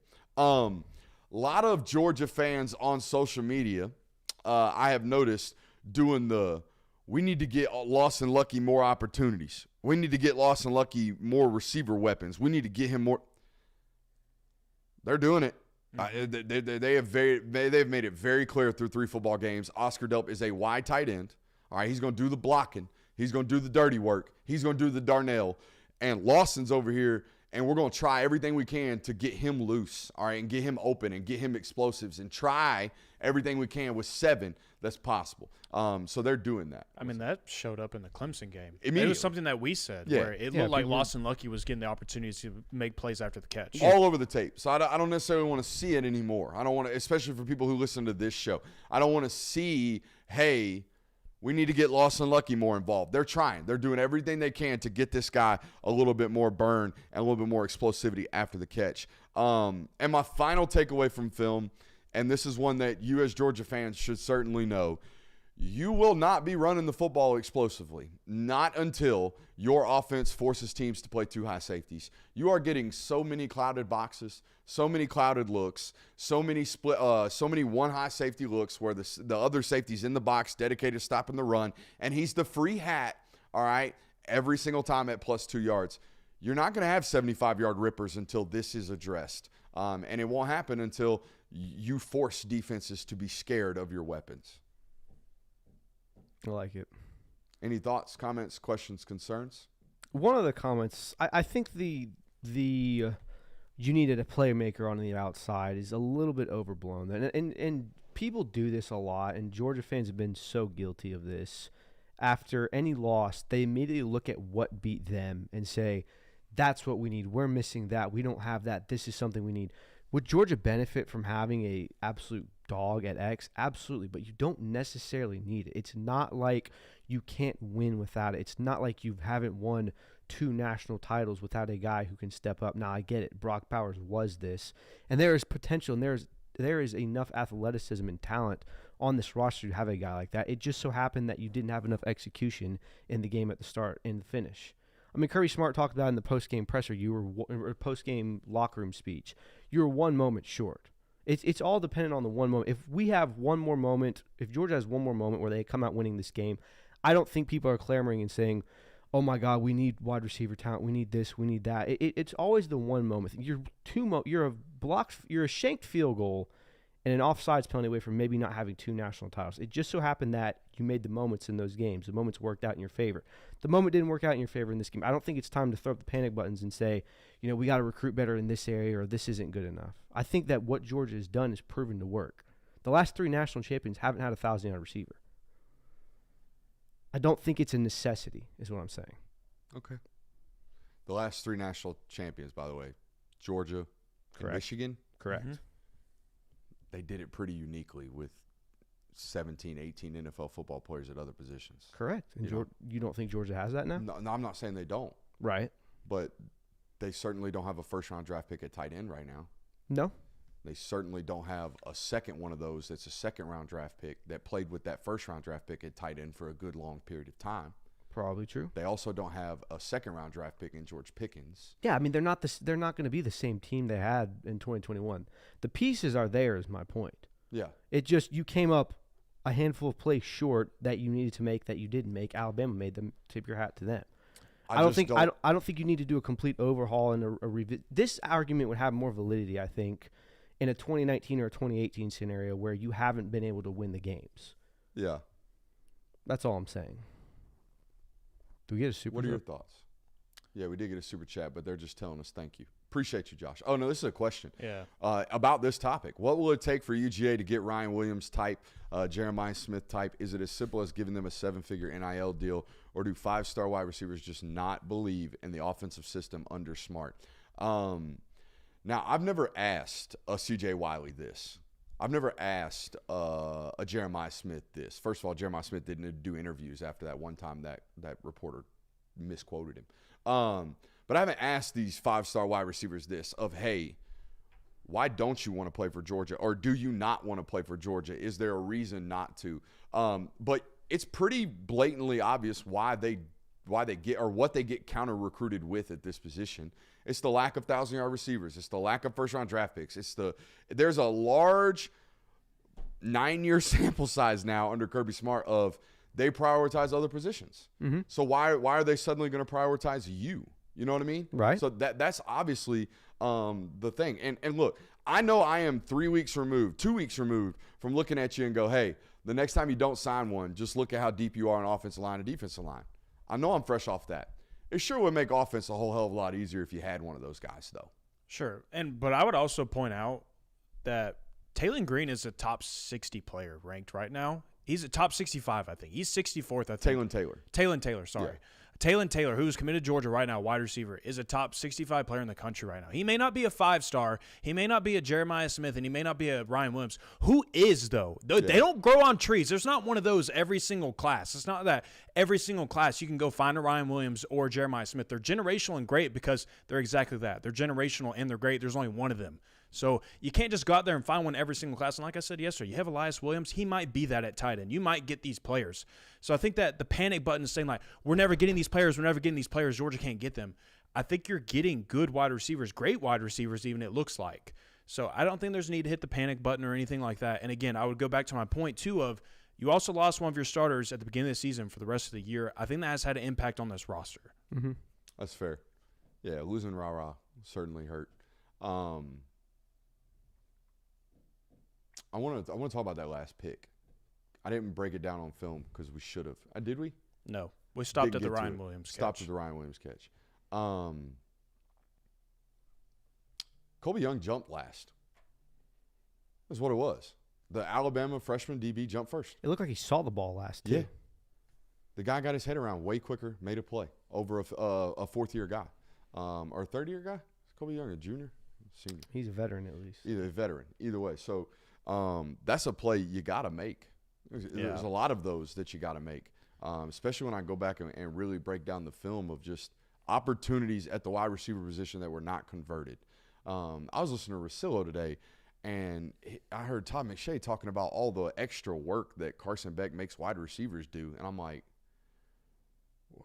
which example were you talking about in the buckets that he dropped balls into? I'm very confused. I think there was more so moments where receivers are making it harder on themselves. Like Dominic Lovett feeling like he has to shove the DB to go catch that ball that Carson Beck threw towards the sideline. And we all agreed there was no need for you to shove the DB because Carson put in a spot where you were first person to the ball and you could turn around and catch it.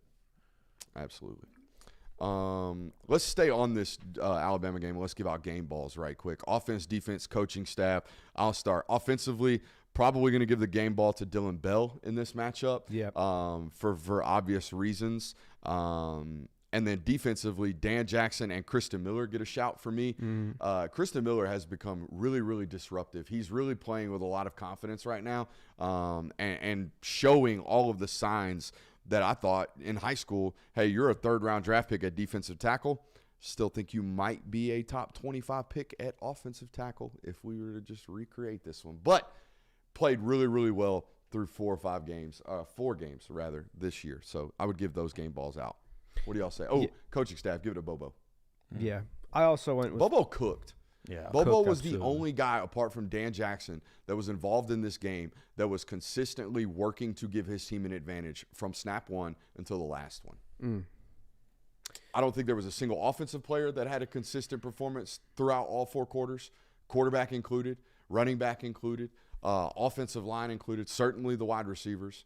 I don't think there was a defensive coach that played consistent or coached consistently well throughout this football game. That includes Glenn Schumann. I don't think there was a defensive player outside of Dan Jackson that played really well and consistent for 4 quarters. This might have gotten dealt with. He might have come back on the field. But what was the ending of Jared Wilson's injury? He came back in, he said, didn't he? Looked like he got his toe stepped Okay. on. It was in a red zone, like on the line, on the goal line situation. I think it was a quarterback sneak right after one of those explosives in a 2-minute. And I think he got stepped on. Okay. Because it was after the Arian Smith ball at the goal line. Correct. Because C.J. Allen also limped off in this football game. I saw on tape. Weren't people saying licked. that Delp was dealing with an injury too or something like that? Who knows? I have no idea. I don't know. I mean, with everything going on in that game, I completely forgot that Jared Wilson got hurt. So, because, I mean, that's a big deal now with Tate Ratledge out. But anyways, moving on. I agree, Dylan Bell. Yeah, Drew Bobo got a snap in this football game. Hell yeah. Atta baby. Shout out to the boy.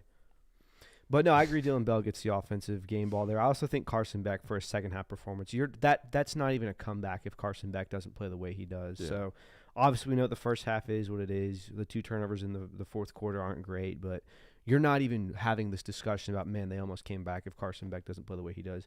Defensive, I think Dan Jackson's a shoe, and we can all go ahead and give him that. I also did Mykel Williams tip of the cap just because of he didn't necessarily make a massive impact on the game. He didn't have a Mykel Williams-like impact on the game. But you saw that there was a guy out there that was absolutely giving his all. Defense, whoever's idea it was to move to the 3-3 stack. I mean, that completely changed the way your defense played this offense. It didn't render them useless, but it definitely slowed them down. It gave your offense the opportunity to get back in this game. So whoever's idea that was, you get the game ball. Yeah, I agree with Dylan Bell as the offensive game ball. I also gave Dan Jackson and Mykel Williams as my 2 guys. And then I also went Schumann because I think that without the defensive adjustment, your offense can go score all the points you want, but if your defense doesn't make an adjustment, if your defense doesn't start getting stops, it's just a moot point at that time. You're just chasing the leader at that point, trying to finish second a little worse than you were going to at first. So I think that without the defensive adjustments, you're not even able to close the gap anyways. But Mike Bobo certainly coached a heck of a game. John Safford hits us with a super chat. Is Jurasic a liability? I said on the film study today, I as a coordinator, I as a tight ends coach, I as a head football coach of Georgia would not be playing him on meaningful critical downs. Here's my question. I just can't. 4th and 1, 12 personnel, we can't run him out there. We just can't. Not right now. My whole thing about this situation is that's weird to me is when we looked at the player profile I should have stuck to my damn guns. Well, not even that, but yeah, you'd be looking like a genius right now. But looking at the player profile, it was like, this guy is so good with the ball in his hands. This guy's a playmaker. He can make things happen if you get him the ball. They're kind of just running him out there as a blocker. And we never felt like this was a guy that you were just going to say, oh, yeah, he's a blocking guy, going to help in the run game, going to help protect. I am obviously missing something because it's not like the staff is just completely ignoring that or seeing something completely like. I just think it's interesting that, you know, what looked to be a guy that you would want to get the ball to, a guy that could be explosive in the passing game, is just being run out there to only block. Yeah, it is very weird. He was kind of listed as coming in. He was like, hey, he might be the playmaker guy in this. He might be, kind of not a replacement, obviously, but kind of a substitute for what Brock Bowers offered. You can kind of have that through a multitude of tight ends in this room with Lawson Lucky, Oscar, and now you're Osick. And it just feels like he hasn't really gotten, one, the opportunity to be that offensive juggernaut weapon, and two, he hasn't really been able to execute on his plays. I mean, there's multiple times throughout the first 4 games of the season where you look back and it's like, might not be doing well, might not be. It's not great, honestly. So, but no, I don't think it's a. Is it a miss yet? Is it fair to classify that as a miss, or is it just wait and see? Some big things would have to change. Yeah, I think it's a miss right now. I think it's fair to say that. Yeah. And some things might improve, but it ain't like at this point through 4 games, the Stanford graduate doesn't know the playbook. Mm-hmm. Right. You know what I mean? So yeah, I think it's something. Yeah, I can't. The 4th and 1, the backed up on our own end against Kentucky, the missing a block on a touchdown and on a screen pass. It's just fooled me 3 times. Can't do it. False start in the Clemson game. Yeah, false start in the Clemson game. The next snap getting ripped down on your face. It's just that's the real problem for me. Yeah, he's not a run blocker. It wasn't brought here to do that, and you can see it. I mean, it is beyond a liability on the line of scrimmage when his hand's in the dirt at this point.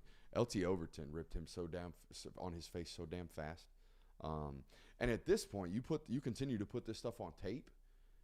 Now you're exposable when you get out there, right? It's like a pitcher that tips his hand.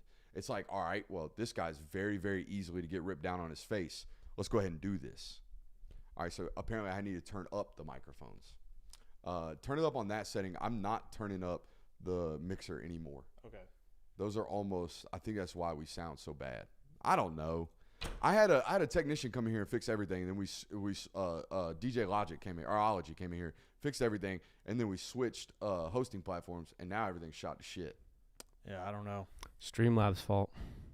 See, this is the other thing that confuses me like hell. We got people saying it's bad, and then we got other people saying, hey, it sounds fine to me. And when I watch it afterwards, everything sounds relatively good. I don't know. Yeah, I don't know. Georgia's roster in an unfamiliar territory. They are. So I was kind of first racking the brain today thinking, how do Georgia teams respond when they lose regular season games? Because obviously postseason games at this point we know are a little iffy. You got a lot of, is this person playing? Is this person not? What are we playing for? Regular season games, you still have everything ahead of you. And I realize that there is not a starter on this team or a person that's played meaningful snaps that has experienced a regular season loss where you lose a game and you still have pretty much everything to play for. So it's a very unfamiliar territory for this Georgia roster right now. It's going to be very interesting to see how they handle it. To be fair, this is what happens when you haven't lost a game in 42 regular That's fine, but that's what I'm saying. Like, you're at a point now where you have lost that game and you're in a territory that no one on this roster can really stand up and say, hey, we've been here before, this is how we deal with it. Yeah, the most recent loss you have where you still had everything ahead of you was 2021 Bama. There's some seniors on this group that can kind of tie back to that, but you were in a do-or-die situation there. There's still the sense of we can afford going out here and losing another. So it's very interesting to see how, because it's a 12-team playoff. So you've never really been in this situation before as a Georgia roster. People out here talking about Georgia getting in at 9-3. I'm gonna pull the ripcord on that one. Maybe. If that's the case, then the rest of college football was just bad. Yeah. I could see it. This roster was in an unfamiliar territory in preseason when I brought up the fact that every single player is like, yeah, I'm a leader now. They made me a leader now. I'm old, so I'm a leader now. I think they've found their leaders. They have. I think it's Jalen Walker. I think C.J. Allen's also kind of. Here's why I say this.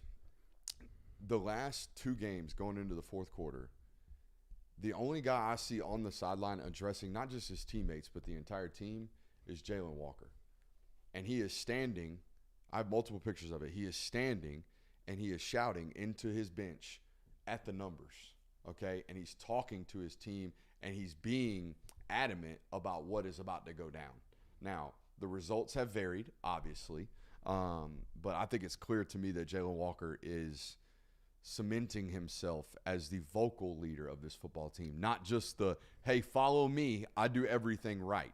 Things have changed a little bit in terms of who the obvious go-to speaker is in this roster. Well, I think it's always in moments like that where the natural leadership shows up in those types of moments where I feel like, and that's how leadership should be. I don't think it should just be organic. It should just be something that you feel the need to do or you feel led to do. It should just be like, all right, Kirby, you got to rally the troops because I'm telling you to do this right now. You've been here for 3 years now. It's your turn.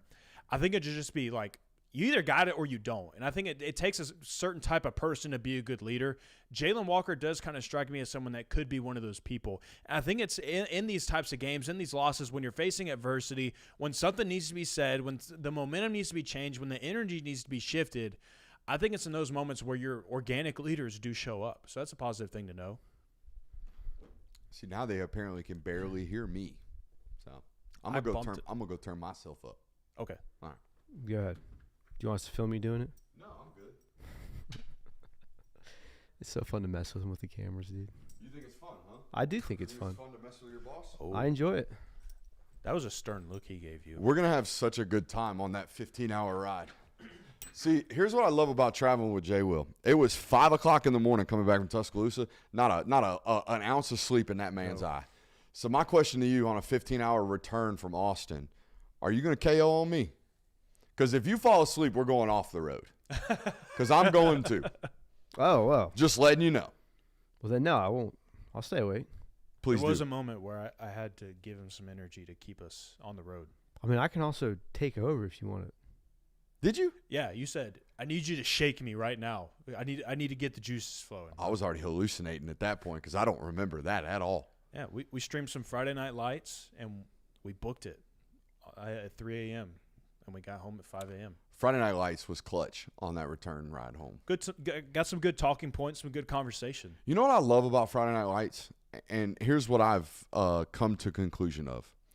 That show does such a great job of showing you just how important it is to have someone believe in you, to provide that sense of belief in you. Whether it be Coach Taylor needing it from his wife at moments, whether it be Coach Taylor providing that I believe in you to a guy like Smash Williams when he's walking on at Texas A&M after a knee tear. I'm just telling you right now, man. Whew. Clear eyes, full hearts. Can't lose. I mean, Jesus, man. You have never seen Friday Night Lights? That doesn't surprise me at all. Buddy gave it 3 episodes and quit on it too, so. Football shows and Guys are movies aren't shit. good. It's very hard to have a good It doesn't football, translate. like sports show in general. This one isn't necessarily – I mean, they do a good job of the football, I think, a Yeah. decent job. Now, Saracen's terrible. The actor that's played Saracen throws a football like Murray. Yeah. It's bad. Damn. So, Chooch's Boy Wonder ain't seeing me for a reason, all right? But anyways, I like it. I'm a good fan. I liked it. I enjoyed Yeah. it. It's the second go-round for me. Yeah. So, and I love a good little football show that can pull on the football heartstrings, and that's one of them for me. haven't been able to find a movie or a show that does that. Do you guys have any questions for me? I have a few questions. Yeah? All right. Yeah, some ball questions. Ball questions. Yeah. What are you emphasizing the most for offense and defense right now at practice if you're a coach at Georgia? How do you emphasize execution offensively? How do we emphasize catch the damn ball? Can we emphasize that? Drop you out? I mean, Like a gotcha session. We're going to throw 100 balls today. You drop you out. You ain't playing this week. I don't know. So I don't know what it's I would do funny, offensively. So in basketball, we had a big issue with big men not catching the ball when our point guards were dishing it in. And so the way that our coach punished us is that during pregame warm-ups in front of everybody, we had to stand at midcourt and we had to do tennis ball drills. And we looked like absolute goofballs. We looked stupid. And people were aware of that, and people made sure to let us know that. And that's what our punishment was until we could start catching the ball. Ain't nothing better in terms of a motivator than public embarrassment. Yeah. So got that cleaned up real quick. Yeah, I think the chat's hitting on it right now. It's really mental to an extent. To an extent, it's mental. And you got to see them go down. That's something that I've talked about. But I'm sure during practice they're hitting these. You know what I mean? Yeah. I'm sure guys are catching balls during practice or else they wouldn't be out there. So, yeah, any other questions? Defensively, what would I focus on? Tackling, basic alignment and assignment right about now. And the hard part about preparing for Auburn, in my opinion, is that based off what I saw from Hugh Freeze last year in this matchup, you're going to get something you completely did not prepare for. You're going to see something from Auburn on Saturday they haven't done all year. They're going to throw something at you and try to get after you early in that football game.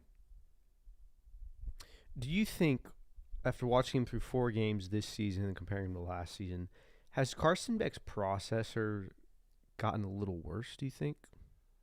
No. I don't think so. I think teams are playing more aggressive styles of defense because they know. They also have a better idea of what to defend him with. Correct. Better idea, more sample size of what he might struggle with. But I really, at least in that football game against Alabama, that was about Alabama's defensive coordinator thinking his defensive backs are better than you. Mm-hmm. They can cover you. And that's the way they played it.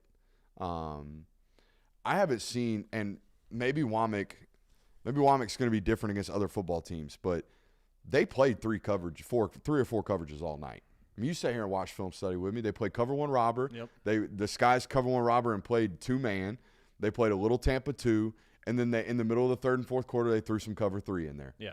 But it was 75% cover 1 in that football game. Mm-hmm. 80% man-to-man coverage with safety help. I mean, they got in your face and said, you can't beat us today.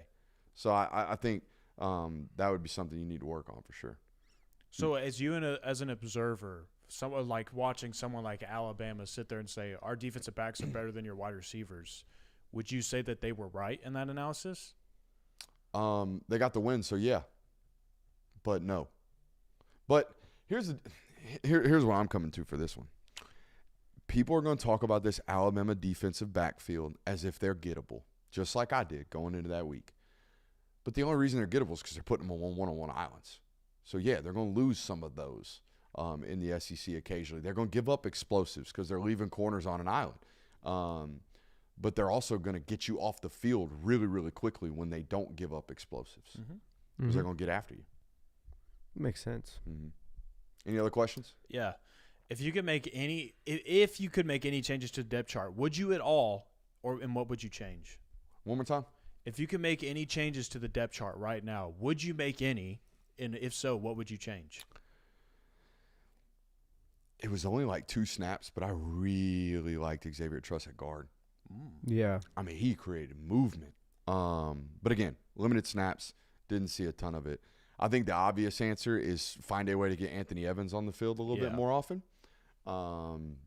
Defensively, I don't see any errors. I don't see like, hey, this guy's got to play. Yeah, we got to get this guy more option and more burn. Offensively, the answer is Anthony Evans. I would agree with that. And see what you can get. It's just, I feel like every time Anthony touches the ball, he could take it. You know, and even when he's in routes, he was wide open. The center of balance on that human being is just he stays on his feet. He doesn't go down.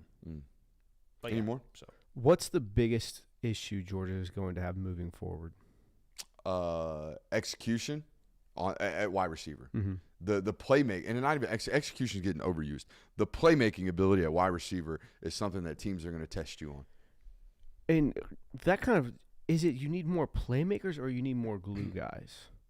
like Rojak, in my opinion, I don't think got a roster of glue guys right now at wide receiver, bud. But you do, they're not making glue guy plays.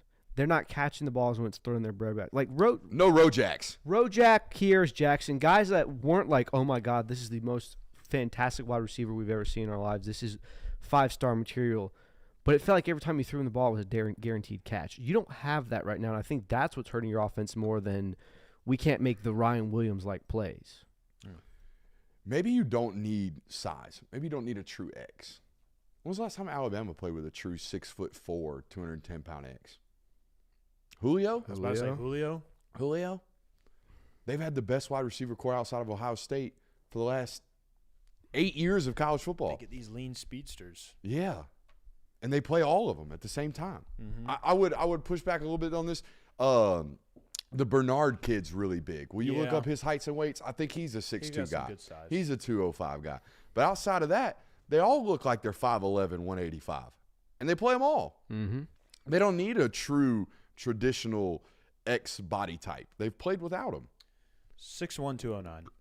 Bigger, thicker. Not one of these 185 guys Yeah. that they run out on you.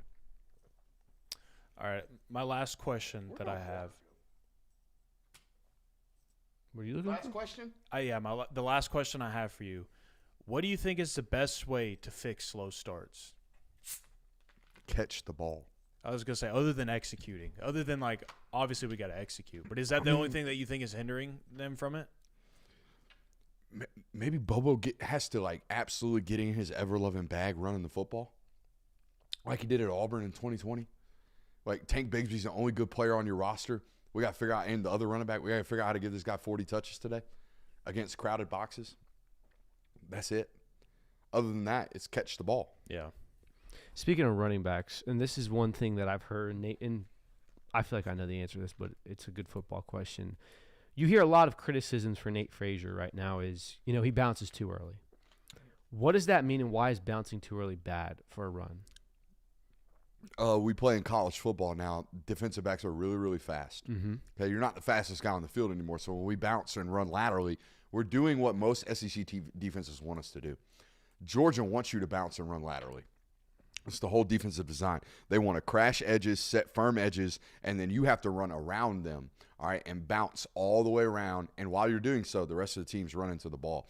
So that right there. And I don't think in high school we have to allow blocks to develop as much as we do in college, because defensive linemen in college aren't allowing movement at the rate that they are in high school, right? In high school, a guy either beats the shit out of the guy in front of him or gets his ass whipped. There's not a lot of stalemates going on in high school football for most of these guys. So the levels of the defense look nice and clear. Whereas in college, we get there, we really got to press blocks, and we really got to deliver blocks almost more than press them. I like it. That's all the questions I got. All right, these Hugh Freeze stats yesterday, they were pretty staggering. I actually just got hit up from our friends over at Next Round Live. They're the biggest show in the state of Alabama. I'll be on there tomorrow morning to talk about this Auburn stat, believe it or not. You thought they would have called me for the Alabama matchup. They didn't. So we'll go on there and shit on Hugh Freeze for them. Let me get to these stats. Where are they at? They're somewhere in here. Who cares? Lots of turnovers. Lots of turnovers for Hugh Freeze. Tracked 11 seasons. Of those 11 seasons, only 8 of the 11 did they fail to or not turn the ball over 20 more times. Now, that number, 20 turnovers, that's a lot. 20 bit. turnovers That is a lot. good bit. Did you know that in 25 years as a head football coach, however many years it was, Nick Saban never had an offense turn the ball over 20 times? I believe it. Checks out. Did you know that win in, football games if you turn it over. Yeah, did you know that in 9 years as a head football coach, Kirby Smart has never had a football team turn the ball over 9 times? 9 times? Or excuse me, 20 times in a season? 9 times is damn impressive. Never. Did you know that Ryan Day has never had a football team turn the ball over more than 20 times in a season? Lincoln Riley throws the football a lot, runs a lot of RPOs too. Yeah. Never had a year where his quarterbacks or his offense. Because Lincoln Riley is a good quarterback player, obviously. Yeah, that's what it is. He called the right plays. They executed. And here was the crazy thing about this. I tweet this video out yesterday, and people are like, just got to get the right quarterback. Like, he's had a bunch of quarterbacks. They all turned the ball over. Might be the coordinator. By the way, did you see, I don't know where it was, but some interview today, they were asking Peyton Thorne about, what'd you see on that interception? I'm glad you brought this up. You saw that? Of course I saw this. All right, good. And this is the exact reason his offense has turned the ball over so much. There's way too much, this is what I'm getting pre-snap. So I'm going to snap the ball and react off that pre-snap, right? Linebacker leverage this way. My wide receiver's got a two-way go. He's going to read leverage pre-snap and then make his decision post-snap. You know what changes a lot in college football nowadays defensively? The pre- and post-snap pictures. They get really, really different. You get one thing that looks like this, downset hut, they're playing a completely different thing. So, yeah, he doesn't – he said, 9 times out of 10, I'm doing the same exact thing. Isn't that what he said? Or 10 times out of 10, I'm doing the same exact thing. Because the defense did something after the snap that we couldn't account for. And that happens all the time in college football. All the time in college football. And we're trying to make decisions like that. We're making our quarterback do that, and that's going to lead to turnovers. Did that seem like a shot to you at all? I think this is Peyton Thorne's tired. Peyton Thorne is tired of his coach doing this to him. So he's going to go up there and he's going to stand 10 toes down on what he did. So it seems a little bit like a shot. I thought it was. When I listened to it, it was like, you know what? Watch this. You know? This is why I did this. It's bad for Auburn. Yeah. That's bad. Well, it's a bad look, It's for a sure. terrible look, I think. So Why? That was just kind of my takeaway from that. I mean, the turnovers are obviously like, you're at a point now where you're in your career. You've had enough quarterbacks. You've been on enough teams. You've played enough games. This is a coaching error, 1,000%. And you can say we need better quarterbacks. We need Cam Newton. We need Bryce Young. We need Heisman-winning caliber players. But you're not putting the ones you have in positions to succeed enough. Peyton Thorne is bad. The Auburn offense is turning it over at a high rate. 35. That's what they're on pace for. 35 turnovers. He's got seasons of 29 turnovers. This isn't a too far stretch from the median, if you will, here. Not at all. It's funny to me because last year against Georgia, Hugh Freeze found a way to make his offense succeed against a team like Georgia with Peyton Thorne at quarterback. He found a way to make it to where they're not having to put the ball at risk. He found ways to get creative in the run game, and he found ways to limit possessions. So now, granted, his defense did force some turnovers, and then also when Peyton Thorne had to push the ball down the field, he threw a game-ending interception. But there were ways where Hugh Freeze last season too. I mean, heck, he went toe-to-toe with Alabama late in last season, and he found a way to keep that game close. So I don't know what it is about this year. Now, clearly, this is something that has trended his entire career. This isn't just like, this year, turnover bug. It's hitting that team like a mofo. No, this is something that has continued to be the case. But it's so weird to me that somehow it feels like you made this team worse. And I think it does have to do with what you're saying in your press conferences, kind of the overall morale of this team. I think it does have to do with the fact that you lost to Cal early in the season, and that really shook things up a little bit, and it kind of instantly put the season on a downward trajectory. But there's just something ain't right in Auburn right now. You want to give me those stats of Kirby after a loss? So I took a glance at these. A quick glance. I didn't put this in the show notes, but 14 games in his career? I think it's up to 16 now. I can count them real quick while you're talking, Jay. You're going to count them in your head. Yeah. I'm just going to Google them. How about that one? All right. What are the stats, though? 5, 2. Well, it's since he's lost such few games, it's kind of hard to figure it out. Because I was looking at regular season losses, too. And the last time you have to go back to 2020, one of those was you lost to Alabama. Then you went and scored 14 points against Kentucky. And then the next one later in that year was after losing to Florida, you went and played 16. Mississippi State, I believe. And that one was it was a close game. I think you ended up scoring 24 points in that game, ended up winning the football game. But if you want to go and look at the recent ones, like losing to Alabama in the SEC championship game in 2021, you went and beat the ever-loving crap out of Michigan. Your team responded really, really well, stuck with Stetson at quarterback, stayed 10 tones down in what your scheme was and what your team was. And then also the most recent one, you went into the football program. You went and hung 63 points on Florida State, absolutely murdered them to where they feel like they don't even exist anymore. So the recent ones, you have a really good track record. I think the 2020 ones, that whole season, in my opinion, is so jumbled and discombobulated because – people were not able to play. Teams are. I think it's just so skewed. So the recent ones, there's good success, but I think he's always had great success coming back from a loss outside of 2016. Great success. I mean, Great guys move. won 85%. I mean, think about too. Like if you go back to the 2017 Auburn loss in the regular season, that team responded really well, almost won you a national title that year. I believe it was Kentucky the next week they played. Yeah, you closed it out with Kentucky and Georgia Tech, and you played really well in those football games. So really well. Mm-hmm. Guy bounces back. Yeah, But that could also just be a Georgia is Georgian. They don't lose a lot. yeah, It's yeah, not. absolutely. So And you've never had a regular season schedule like this. it's weird that we're in about 10 years of Kirby Smart era, and there's not enough regular season losses to give you a real analysis on how does Georgia look after a loss. It's rather interesting. What do we got left here? I've got one segment left. Yeah, come on. So we went over the Heisman odds a little bit earlier on the show in the National Hour, and I pointed out the fact that Carson Beck took a massive tumble after the Alabama loss, and I'm not quite sure why. Let me read some stats for you. 1,009 total yards, 8 touchdowns, 2 interceptions. Who do you think that is?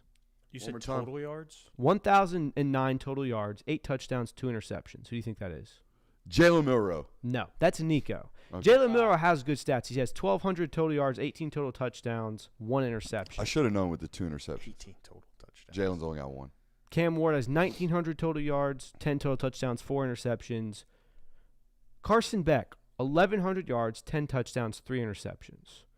Mind you, Carson Beck still has to play 2 more top 10 teams, a top 15 on the road, and one of those top 10 games is going to be on the road as well. Not to mention, if they make the SEC championship in Atlanta, there is still so much meat on the bone in this schedule for Carson to not only have a bounce back, but to excel to a point where we get to the end of the year and he's thrown for 4,500 yards and 40 touchdowns. Not to mention, it's not safe to assume just yet that Alabama's going to win out, Tennessee's going to win out, and Miami's going to win out. We'd have to imagine that all those teams are going to at least lose one game. So the fact that Carson Beck has the same odds as Cade Klubnik and Miller Moss right now is insane to me. And if I would be taking Carson Beck as a Heisman winner on bets just for that alone, because the value is so damn good. Here's my question. Apparently, John Safford's moving it like that. Shit, I put $500 on Carson as soon as he dropped. Good. Here's my question. If that though. pays off, we need you to buy something new in the studio. Buy something new. My question, though, is like, I don't want to play the what-if game too much, but say Alabama did lose that game. What does Jalen Milroe's Heisman odds look like? It's not number one. I don't know, but Alabama fans just clipped that. Well, no, I'm just saying, like, What do you if mean? Carson wins that football game, Oh, they're swarming on us. if Carson Beck wins that game, has the same stat line, and he would have if Georgia ended up winning that game. Say Georgia's defense gets a stop, his odds are not dropping that much. His odds are not dropping down to 2,500. So I just think that Nostalgic tape. I just think that I think the wins and losses are playing a lot of push into this, I should say. Like, it's being emphasized a lot because, like I just said, if Carson wins the football game, his odds are not still dropping that much, even though his numbers, despite the 3 interceptions, still threw for 400 plus and 3 touchdowns. But Jalen Milroe does deserve to be the Heisman favorite. He absolutely does. And I think that you saw this massive overreaction because there's not a lot of sample size in this game. And the reality is Carson Beck didn't look great against Kentucky. He didn't look great in the first half of this game. So it makes sense for the odds to drop now. But plus 2,500, to have the same odds as Cade Klubnik and Miller Moss, who aren't bad quarterbacks by any stretch, but I'd say it's pretty safe to assume Carson Beck is a level above those guys. And again, it's the big moments that make you a Heisman winner. If Carson Beck wins this game, he's probably near the top of the Heisman odds right now. He's going to have 3 or 4 more moments or opportunities to have these moments in this season. If you go into Texas when they're the number 2 or number 1 team and you win that game and you put up a similar 400-yard performance, you can't tell me his odds aren't skyrocketing. The stats aren't very gaudy right now, and that's the thing. He's only on pace for like 3,200 yards in the regular season. And we're talking about a trophy that's won by 5,000 yards of total offense. See what I'm saying? That's fine, but like I'm saying, the stats The aren't. Kentucky game killed you from a Yes. stats perspective. Absolutely. Did it though? 'Cause- Getting to it. Did it? 167 yards when you need to average about 330 a game nowadays. Nico's to win the plus Heisman? 9. Yes. Nico's plus 950, and you have 200 more yards than him. But with Nico more is not the touchdowns. standard right now for the Heisman. Nico's in the running. Cam Ward, Jalen Milroe, and Travis Hunter are the standard for the Heisman. That's fine. The standard right now, a third of the way through the season, I'm telling you that there's so much meat left on this bone. I would not count Carson Beck The out. rare doubling down on meat on the bone. That's a crazy word by you. That's Rojak. Well, that was really fun. That was a great segment. I'm gonna start doing non-Georgia players now. Try me. Should we watch it just for fun? I would gotta- like to see it. I gotta I don't know if find I it. ever watched high school Rojak film. You got to remember, just reference, this is not the class to try me on. Yeah. All right, this was the class that I kind of got introduced to the Georgia network as, oh, this guy knows football? Because I did a long what do you call it, thread of all it what? Nothing. What? Someone in the chat said, "Oh yeah, well, how many passing yards does Travis Hunter have, Brooks?" Anyways, this class right here was a big one for me from introducing myself as a ball knower out here in the worlds of the internets. All right, so all these guys got an individual video on the thread. This guy gave me George Pickens vibes on film for one specific clip that I don't know if we're gonna get to. It was a block on a reverse that he actually had show up in a Georgia game later on in his career. And for this reason, his ability to high point and go get 50-50 balls to me, and his body control in the air was really, really impressive in high school football. I do want to get to the end around that he had, because he had the same exact play show up in I think a massive football game for Georgia where he had a big block, maybe a Ladd McConkey end around reverse for a touchdown. You're thinking of the 79-yard run on Mississippi State. Potentially. I can't quite remember what it was, but it was almost a carbon copy of what this play coming up in a few minutes or in a few seconds looked like. This was the George Pickens reasons, though. The ability to high point footballs and go get them and pirouette and have the body control to come back down and land in bounds often was something that was evident on his high school highlight tape. Let me see if I can get to this. I think it was pretty deep, actually, because I remember tweeting it out when the same play happened in college. Let me get to it. I actually started it over right there. Come on, man. No. This is great television. Sorry for the audience at home. I'm just trying to remember. I feel like the play you're trying to call back to for Rojak happened in one of the playoff games or a postseason game, Yes. I feel like. Yes. It may have been against Michigan or something like that. It was a big football game. It was a massive, massive moment. Here it is right here. This is the play. All right, he's going to sell the fade just like he did in that clip that we're talking about that I can't quite remember, and he's going to block through the echo of the whistle for a touchdown. That clip right there came to fruition during his Georgia career. And this is Marcus Rosemi-Jack Saint to me. This is what he was. He was always always doing the right thing at the right time, apart from, maybe there was maybe an arrest there. Other than Can't remember. Yeah, I can't remember. But yeah. That's a new record? Yeah, I mean, Yeah. we didn't even get to watch it before you guessed it, then was going to walk off the stage. Well, I'll get you next time then. Oh, okay. We'll see about that. Well, you But can't also put the parameters like, oh, you got to do people that weren't 2016 when I wasn't covering them. So I'll get you. Don't worry. You know I what? think that's fair. We need some Micaiah Tongue tape. That's the kind of stuff we need. We'll get them. Don't worry. Don't worry, Jay. Will. All right, we'll see. We'll see. I'm pretty undefeated right now. So. Yeah, you are. All right. Appreciate you guys being here. We'll see you tomorrow. Shout out Bet US.